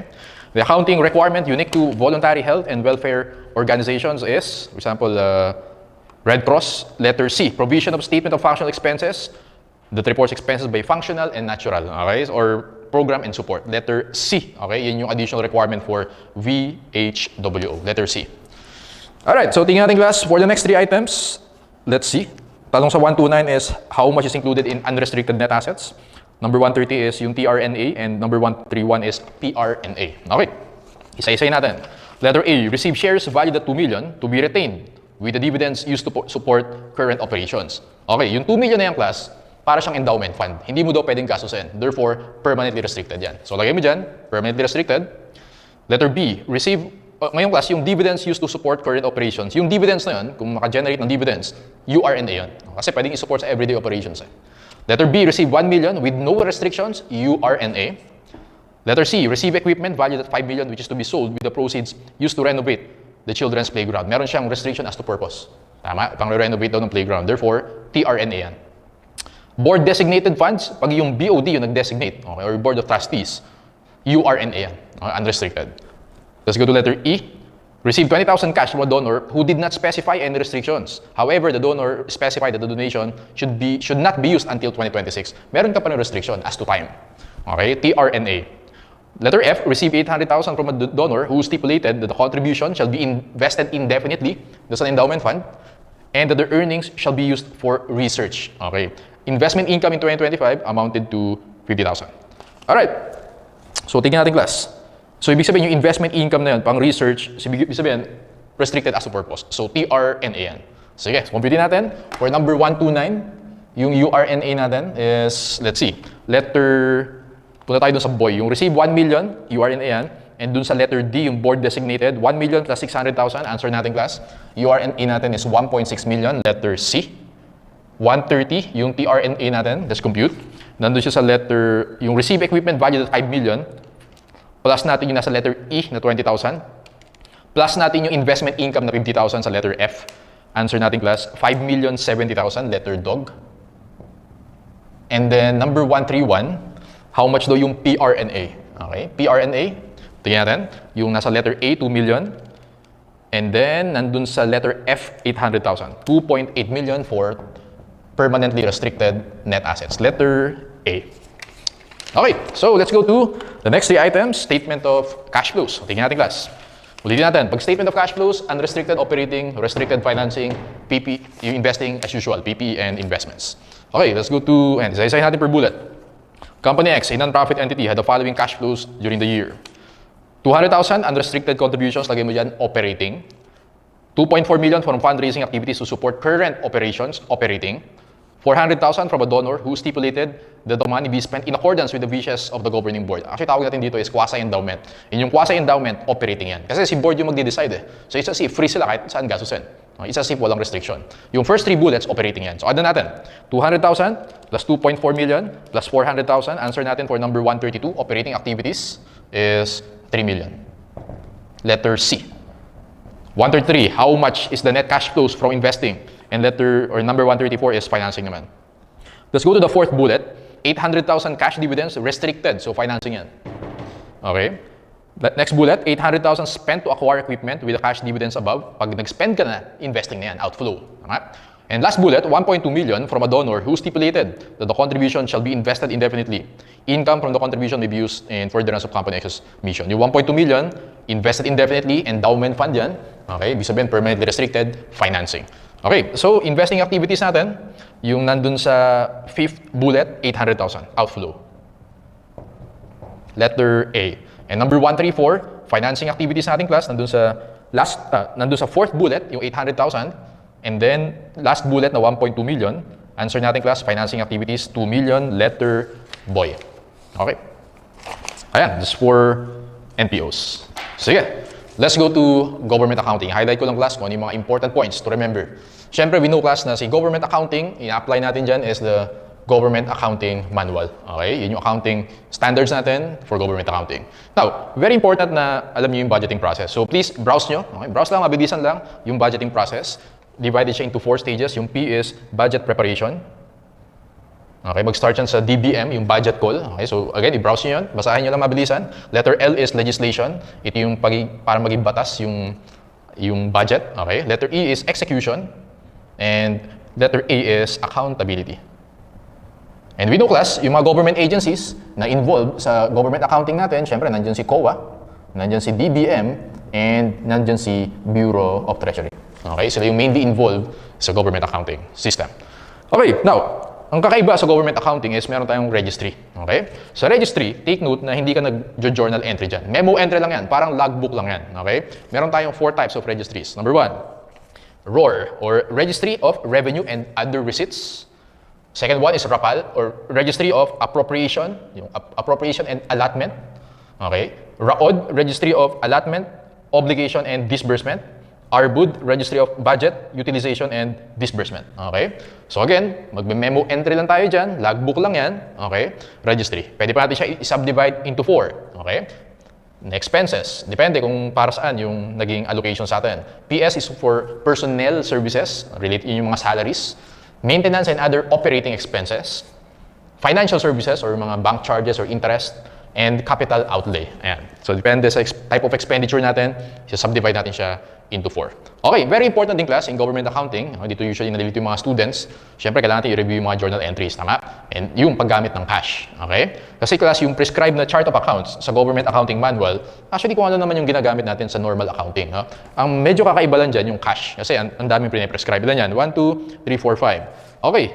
First is cash CO. Yun yung cash collecting officer. Whenever may collection tayo, diyan dinedebit yan. Okay? Cash collecting officer. Let's say, nag-collect si BIR. Nag-collect si Bureau of Customs. Dinedebit nila yun sa cash CO. Okay? Once i-deposit na yun sa bank, cash in bank LC na yan or local currency. Okay? Lagay ko dito, deposited to bank. I-debit natin yan sa cash in bank local currency. Next, cash TA or treasury agency, deposit regular whenever i-deposit natin siya kay BTR. Bureau of Treasury. Kasi si BTR siya bahala sa custody ng government funds. Tama? Paano tayo ito-deposit kay BTR? Well, dun sa mga authorized banks yan. Okay? Authorized agents. For example, Land Bank of the Philippines. Okay? DBP. PNB. Ayan. Mga authorized banks yan ni government natin. Alright? Kaya dito class, Treasury, yun yung BTR. Agency, yung A, yun yung mga authorized agent banks natin. Cash MDS regular, yan ang gagamitin natin class whenever an agency receives a notice of cash allocation from DBM. Pwede na silang gumastos. Okay? Cash TRA, dito naman class yung magwi-withhold na tayo ng tax. Withholding of taxes. And take note, pag na-receive natin yung notice of cash allocation, net of tax na yun. Okay? Yung cash TRA, papakita lang natin. Okay? Wala talagang physical inflow or outflow dyan. Papakita lang natin na ito na yung amount na withhold natin. Okay? That's your TRA. So again, Familiarize yourselves with this. Yan lang yung critical dyan sa government accounting. Sige, let's answer our handouts for government accounting. 135. It encompasses the processes of analyzing, recording, classifying, summarizing, communicating transactions involving the receipt and disposition of government funds. We know, class, it's letter C, government accounting. Let's go to 136. What is the title of the revised government accounting system for national government agencies? We have GAM, Government Accounting Manual, letter A. Number 137, the books of accounts of national government agencies under GAM. General Journal, yes. Cash Receipt Journal, yes. Cash Disbursements Journal, yes. Check Disbursements Journal, yes. General Ledger, Subsidiary Ledger, yes. Lahat yan, kasama yan. Plus the registries. Wala yung G, Regular Agency and National Books, wala yan, okay? G yung number 137. Number 138. The registries of national government agencies under GAM shall consist of the following except letter A, Registry of Revenue and Other Receipts or ROR. Yes. Registry of Appropriations and Allotment or RAPAL. Registries of Allotments, Obligations and Disbursements or RAOD. And Registries of Budget Utilization and Disbursement or RBUD. Wala diyang class yung letter E, Registries of Priority Development Assistance Program. Okay. Number 139, the journal entry to be made in the books of the government agencies upon receipt of notice of cash allocation. Pag naka-receive ka ng notice of cash allocation, entry mo dyan, debit cash MDS regular, credit subsidy from national government. Answer natin, class, is letter A, alright, for number 139. Let's go to number 140. Agency X received maintenance and other operating expenses allotment directly from DBM, okay, in the amount of 10 million, with notice of cash allocation, 6 million. So, ibig sabihin, pag na-receive ka ng allotment na 10 million, o sige, hanggang 10 million, pwede kang mag-incur ng obligations. Pero currently, 6 million pa lang yung cash natin. Yun yung notice of cash allocation. Pwede ka mag-issue ng check hanggang 6 million. Okay? Under GAM, what is the journal entry to record the receipt of allotment? Pag appropriation, allotment, and obligations, lahat yan, registry lang. Okay? Memo entry lang tayo. Kailan ka mag-journal entry? Well, pag naka-receive ka ng notice of cash allocation, and pag nagbabayad ka na, doon ka may journal entry. Pero appropriation, allotment, and obligations, memo entry lang yan kung ano yung appropriate na registry. Okay? In this case, sabi dyan, MOOE, and then allotment. So, pwede kang mag-memo entry sa allotment, RAPAL, and RAOD. Ayun, may A dyan. Okay? So, ayan. So, RAPAL and RAOD, memo entry ka lang. Letter D or dog. Okay, mali yung ABC kasi journal entry yan. Walang ganyan.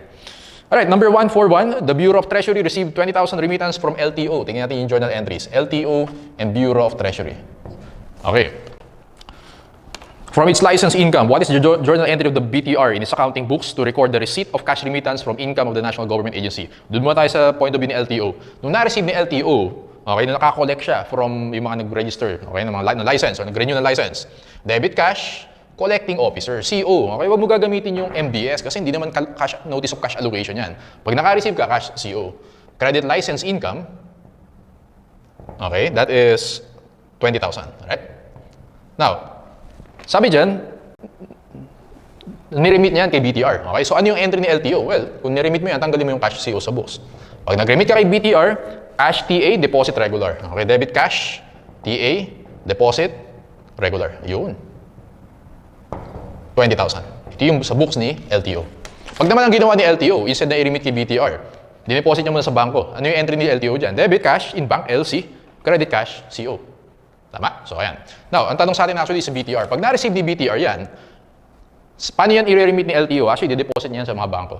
Okay, mga authorized agent banks. Ngayon, sa point of view ni BTR, meron siyang cash in bank. Tama? Debit cash in bank.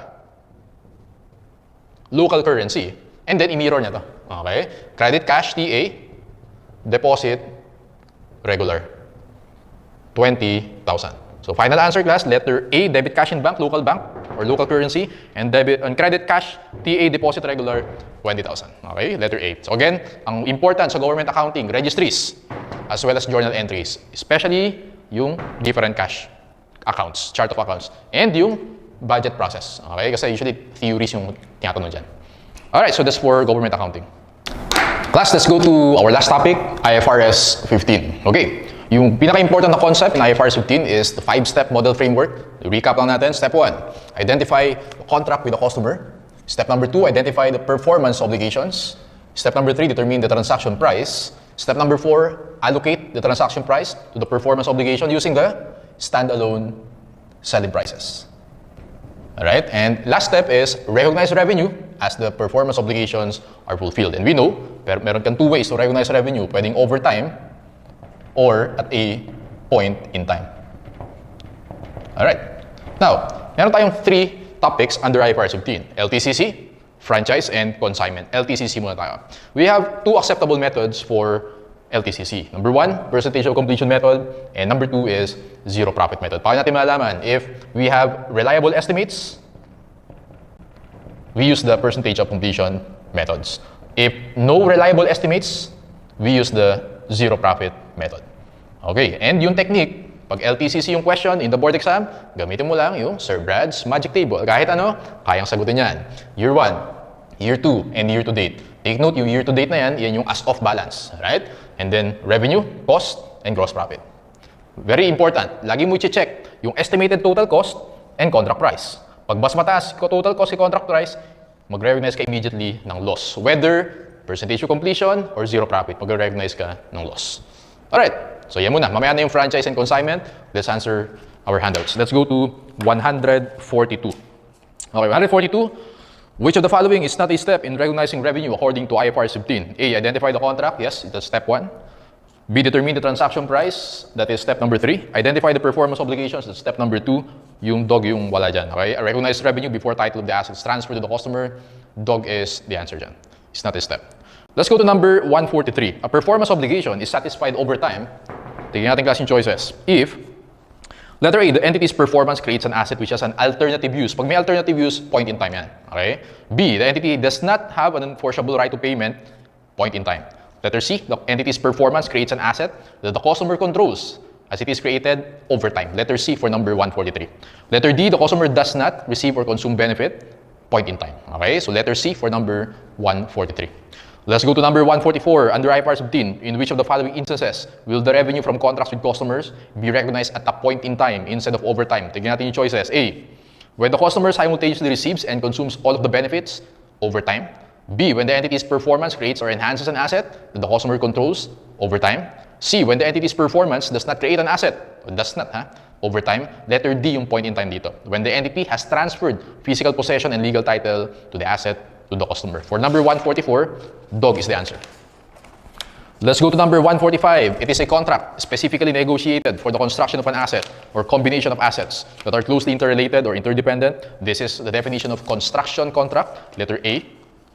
Let's go to number 146, the percentage of completion method, okay, POC, may be used to account for construction contracts, can be justified on the basis that, let's go to dog, the contracting firm has a basis for measuring completion at particular interim date. So kaya meron tayong reliable estimates, POC tayo. Dog for number 146. Number 147, one of the most popular input measures used to determine the progress toward completion in the percentage of completion method, ang tawag natin diyang class, cost-to-cost method, cost incurred over total cost. Okay, yun yung percentage of completion natin. Dog for number 147. Number 148, IFRS 15 specifies the accounting treatment in the case that the outcome of construction contract cannot be reliably assessed. Walang reliable estimate, so zero profit method tayo. The treatment specified is, let's go to letter C. Contract costs must be recognized as an expense in the year in which they are incurred, and where it is probable the cost will be recovered, revenue must be recognized only to the extent of the cost incurred. Okay, kaya zero profit. Ibig sabihin, yung revenue and cost, equal natin i-report yan. And usually, mag-recognize ka ng profit pag end na ng construction period, yung last year. Alright? For number 148, answer natin is letter C.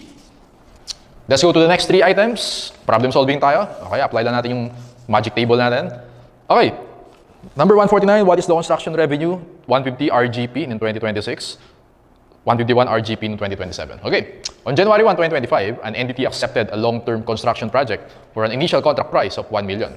Okay, so lagyan natin yung years dito. 2025, 2026, and 2027.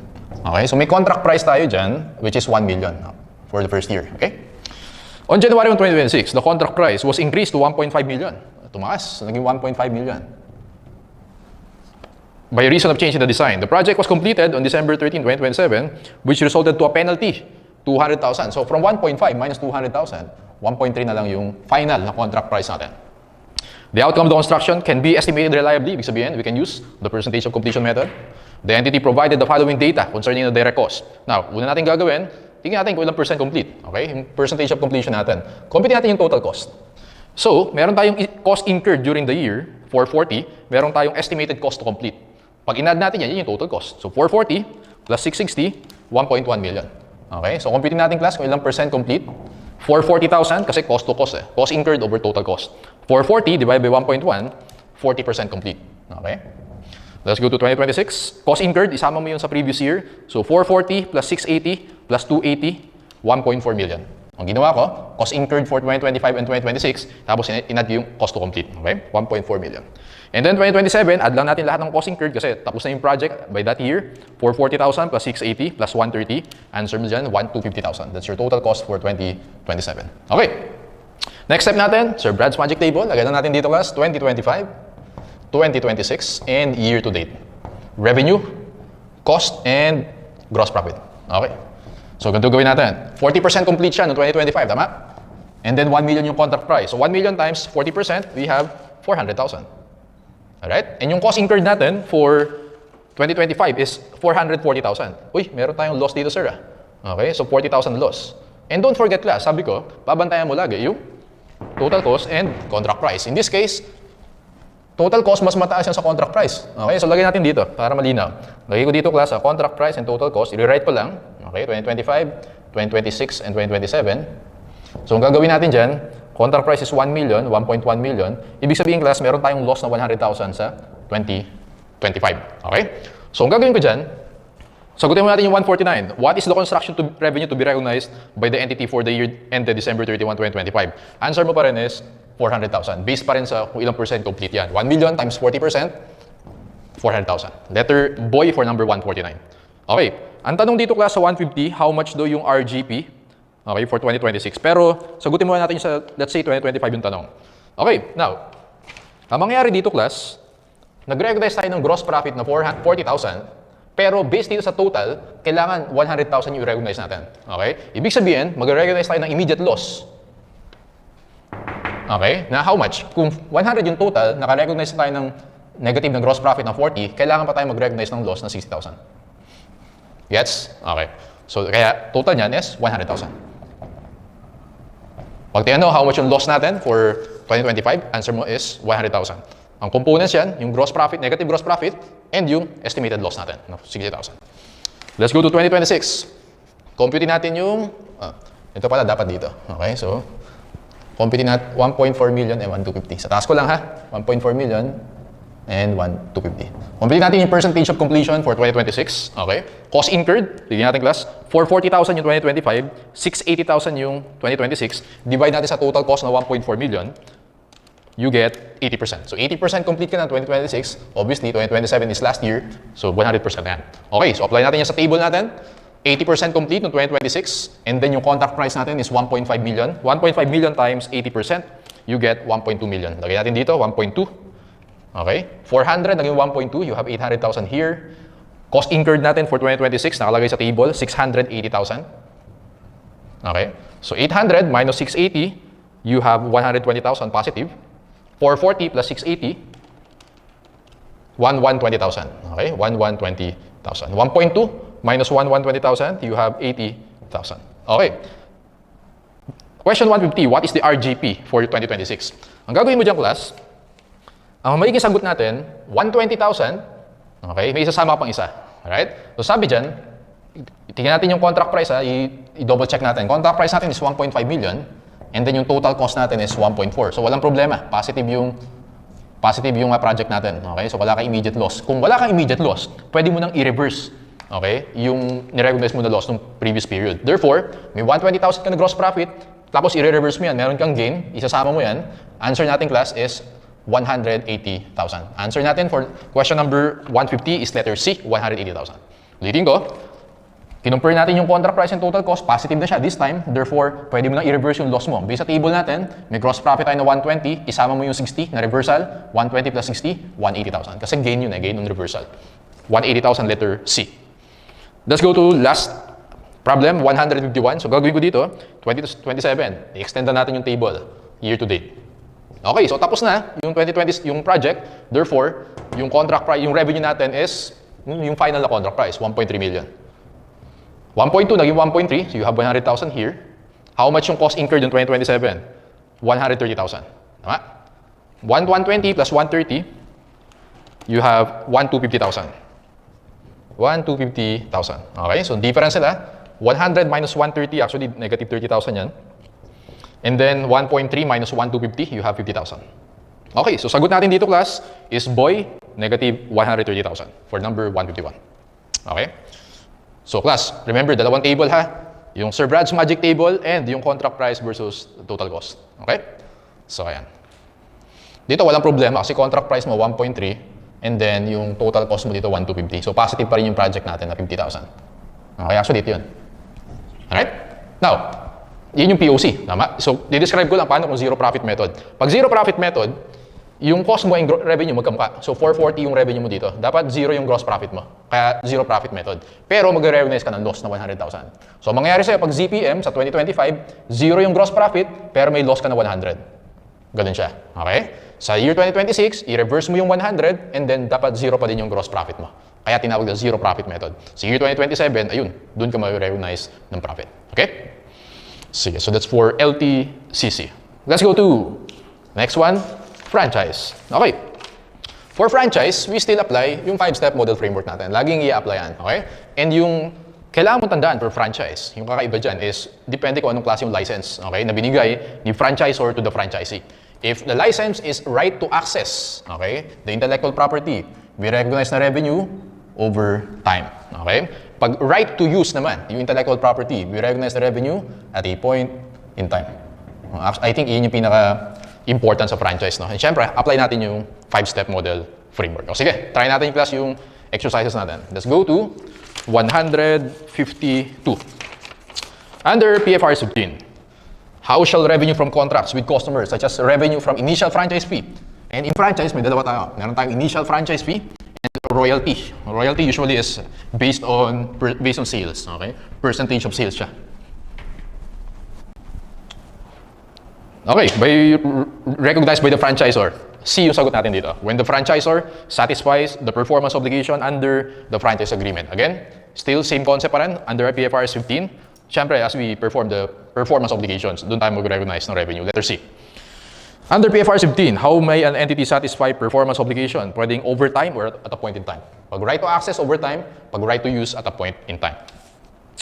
Okay, let's go to the next 4 items. Ayan, so actually, nirecycle ko lang din class yung exercises natin for franchises. Ito talaga yung magandang exercise. Okay, magandang problem. Tignan natin. On January 1, 2025, an entity granted a franchise to a franchisee. The franchise agreement requires the franchisee to pay a non-refundable upfront fee, yung initial franchise fee, and an ongoing payment of royalties, 5% of sales. The franchisee paid the non-refundable upfront fee on January 1.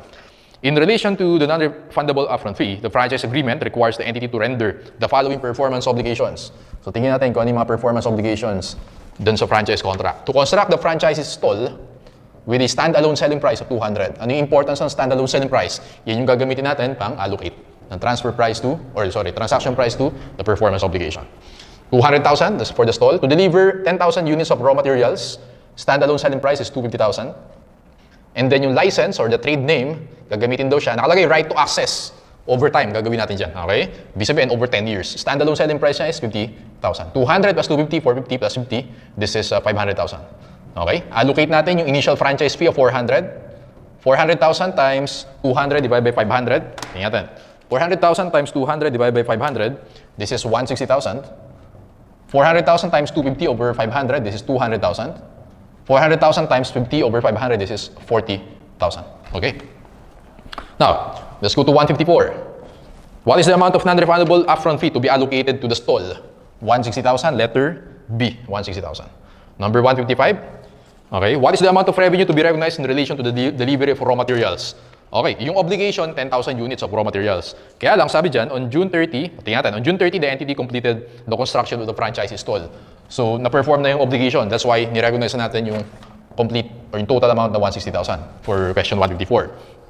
The entity was able to deliver 3,000 units pa lang out of 10,000. So, ang gagawin natin, yung 200,000, hindi pa yan pwedeng i-recognize lahat. Kasi ang na-perform mo pa na obligation, 3,000. So, 3,000 over 10,000, 200,000 times 3 over 10, you have 60,000. So, answer natin class for number 155 is 60,000, letter C.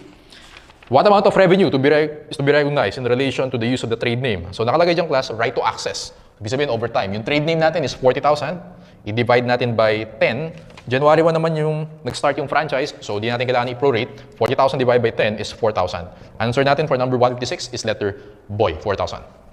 Number 157, what is the total revenue to be recognized by the entity? Okay, so yung stall natin, pwede natin i-recognize na 160. And then yung raw materials natin, i-recognize natin yung 60. Yung trade name natin, i-recognize natin yung 4,000 kasi overtime. And then yung royalty natin or the continuing franchise fee, ilang percent? 5%. Sabi dyan sa baba, yung sales revenue daw is 100,000. 100,000 times 5% is 5,000. Okay, so yun yung total revenue natin. 160 plus 60 plus 4 plus 5,000. Answer natin class, 229,000, letter A. 229,000. Okay, so that's for franchise. Last topic is consignment sales. Okay, consignment. We have two parties, consignor and the consignee. Si consignor, magko-consign siya ng products to the consignee. Si consignee, ibebenta yung products dun sa customers. Okay? Usually, nag-earn si consignee through commission, percentage of sales na benta niya. Ngayon, may cash remittance. Si consignee, consignor, magre-report siya kay consignor, ito na yung nabenta ko. I-remit ko sa ito. I-minus ko na dyan yung commission ko ha. Ayun, yun yung remittance to consignor. Si consignor, magre-recognize siya ng consignment sales pag na-notify na siya ni consignee na nabenta na sa customer. Usually, kasabayan ng remittance. Alright? So, at this point, hindi pa siya mag-recognize ng revenue. Usually, pag nag-report and nag-remit, ayun, doon pala mag-recognize ng consignment sales si consignor. Okay, now, pag tignan mo yung books ni consignor, meron siyang inventory, yung consignment inventory. Okay? Kasi, sa kanya yung inventory na yun, hindi yung kay consignee. Siya pa rin may legal title doon. Don't forget na isama mo sa inventory lahat ng related costs. No? For example, yung freight. Pag pinadala yung product si consignee, nagbayad ng freight or nagbayad ng insurance, inventoriable yan. Kasi necessary yan para ma-transfer yung or ma-transport yung product to the consignee. Si consignor din, siya rin yung magre-record ng sales, yung consignment sales. Then, possible na may payable si consignor. For example, ang nangyari dito, instead na yung freight binayaran ni consignor, ang nagbayad si consignee. So, may payable si consignor to the consignee. Okay? And may commission expense siya kasi si consignee may commission income. Tama? Kung may payable si consignor, may receivable si consignee. Pag binayaran ni consignee yung freight, okay, in behalf of the consignor.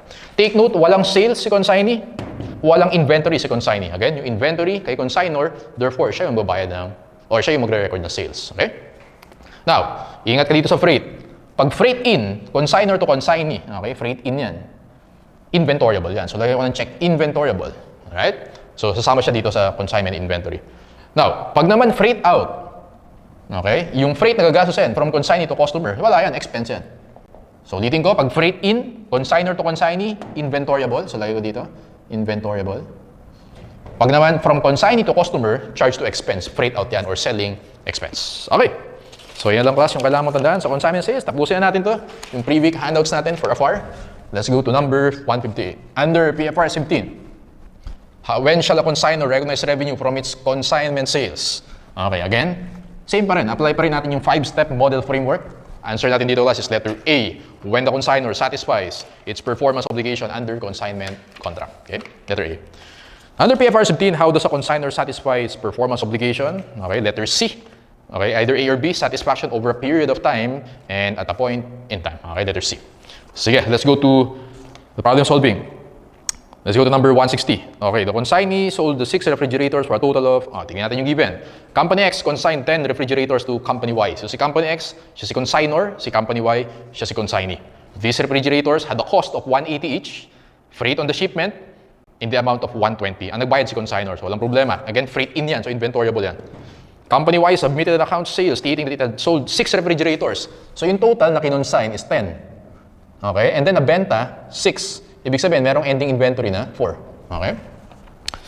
And remitted the 1,365 balance. So, yun yung remit ni consignee to consignor, 1,365. After the following deductions, commission, 15% of selling price, marketing expense, delivery, and cartage cost. Yung cartage cost is freight, okay? Consignee sold 6 refrigerators for a total of, how much daw yung consignment sales? Yun yung tanong sa atin sa 160. So, solve for X tayo. Okay, so anong nangyari? Kung ito yung sales, X, minus natin dyan yung 15% na commission, 15% X.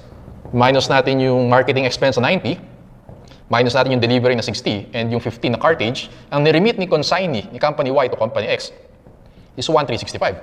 Now, let's solve for X. This one is 0.85X. Tama?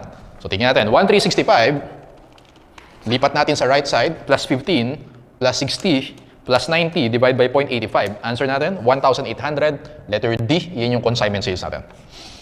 For question 160, dog yung sagot natin. Let's go to 161. The commission earned on the sale.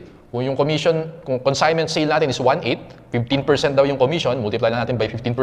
1.8 times 0.15, answer mo dito is 270, letter dog. Okay? And 162, the consignor's net profit. So, tingnan natin. Si consignor, meron siyang sales. Yung sagot natin kanina, 1.8. Compute natin yung cost of goods sold ni consignor. Sabi dyan, yung cost sa second sentence is 180 each. So, 6 times 180, 6 times 180, yes, 1,080. Okay? And don't forget, may freight. Tama, ito yung cost, and then may freight ka. How much yung freight? 120. Pero, yung 6 lang yung concern tayo. 120 times 6 over 10, yung freight natin is 72. Ano pa? Well, meron tayong marketing expense. How much? 90. We have delivery, 60. And then, yung cartage natin, para yan sa 10 items. So, 6 lang yung kailangan natin. 15 yung total, times 6 over 10, yung cartage natin is 9. Okay, so let's compute yung profit. 1,800 minus 1,080 minus 72 minus 90 minus 60 and minus 9. Ulit. 1,800 minus 180. Okay, meron pa tayong commission. Okay, commission, di ko siya na-consider. So, lagay natin dito. Commission na 270. Okay, so let's recompute. 1,800 minus 1,080 minus 72. Okay, minus 90 minus 60 minus 9 minus yung commission na 270. Answer natin, 219, letter A. Okay, that's letter A. Alright, so yeah, that's the last item sa previous lecture natin for AFAR.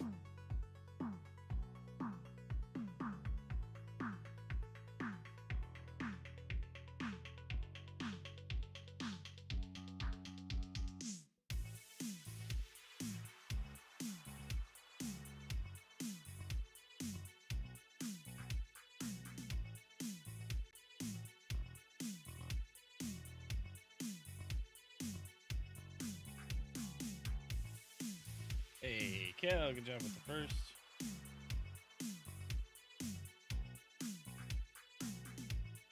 Yeah, I was testing out some chat things, making sure things were working as expected there. Hey!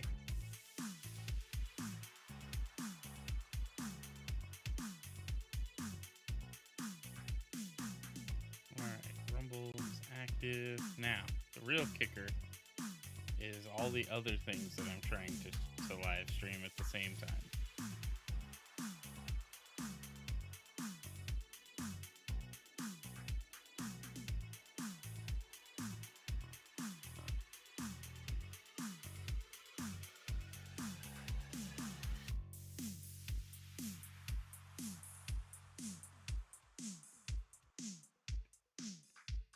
Okay.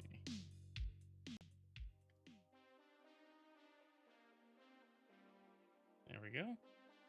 All right. So Twitter is now up and running. So if you chat on X, thanks for being here. The last one we have to do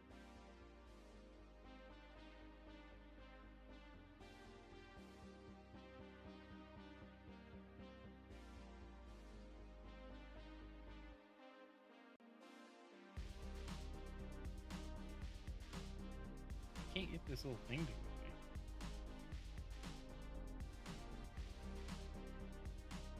Okay.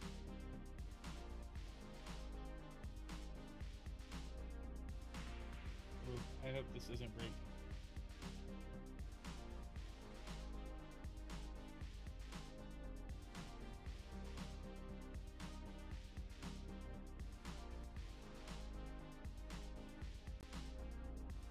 Okay.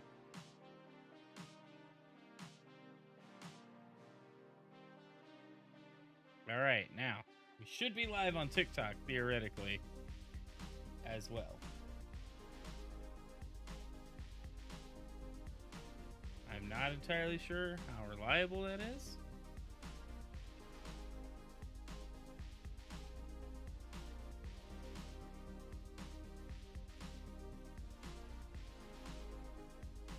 Okay, I don't know if that worked or not. It says stream will begin shortly, but it is outputting something to TikTok. I don't know how well that's gonna work. We're going for it though. That's 6 streams we're going like to everything, you know?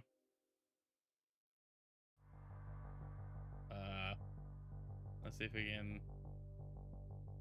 maybe refresh this page.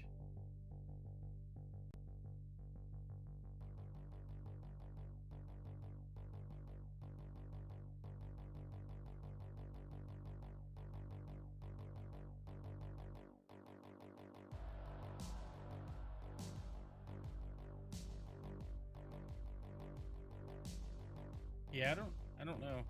I'm hoping it's working.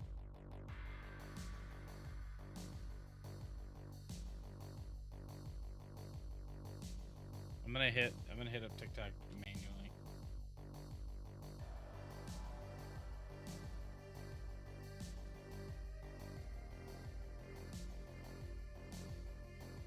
Does it show me as live? Or does it not? I don't know. I'm starting to think maybe it didn't take. Let me this is the problem with using some of these like goofy methods to make this work.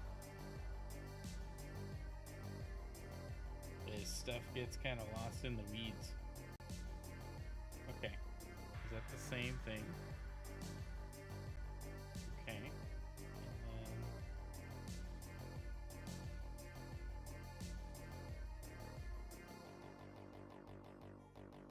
yeah. Alright.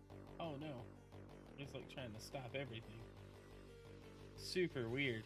Alright. We should be good though. Should be good.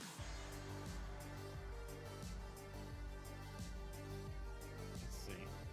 Is this working?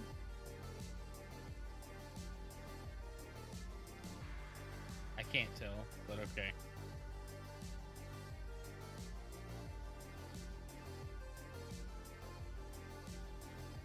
Ah, maybe it's because I didn't have that monitor page open. I don't know. Let's see.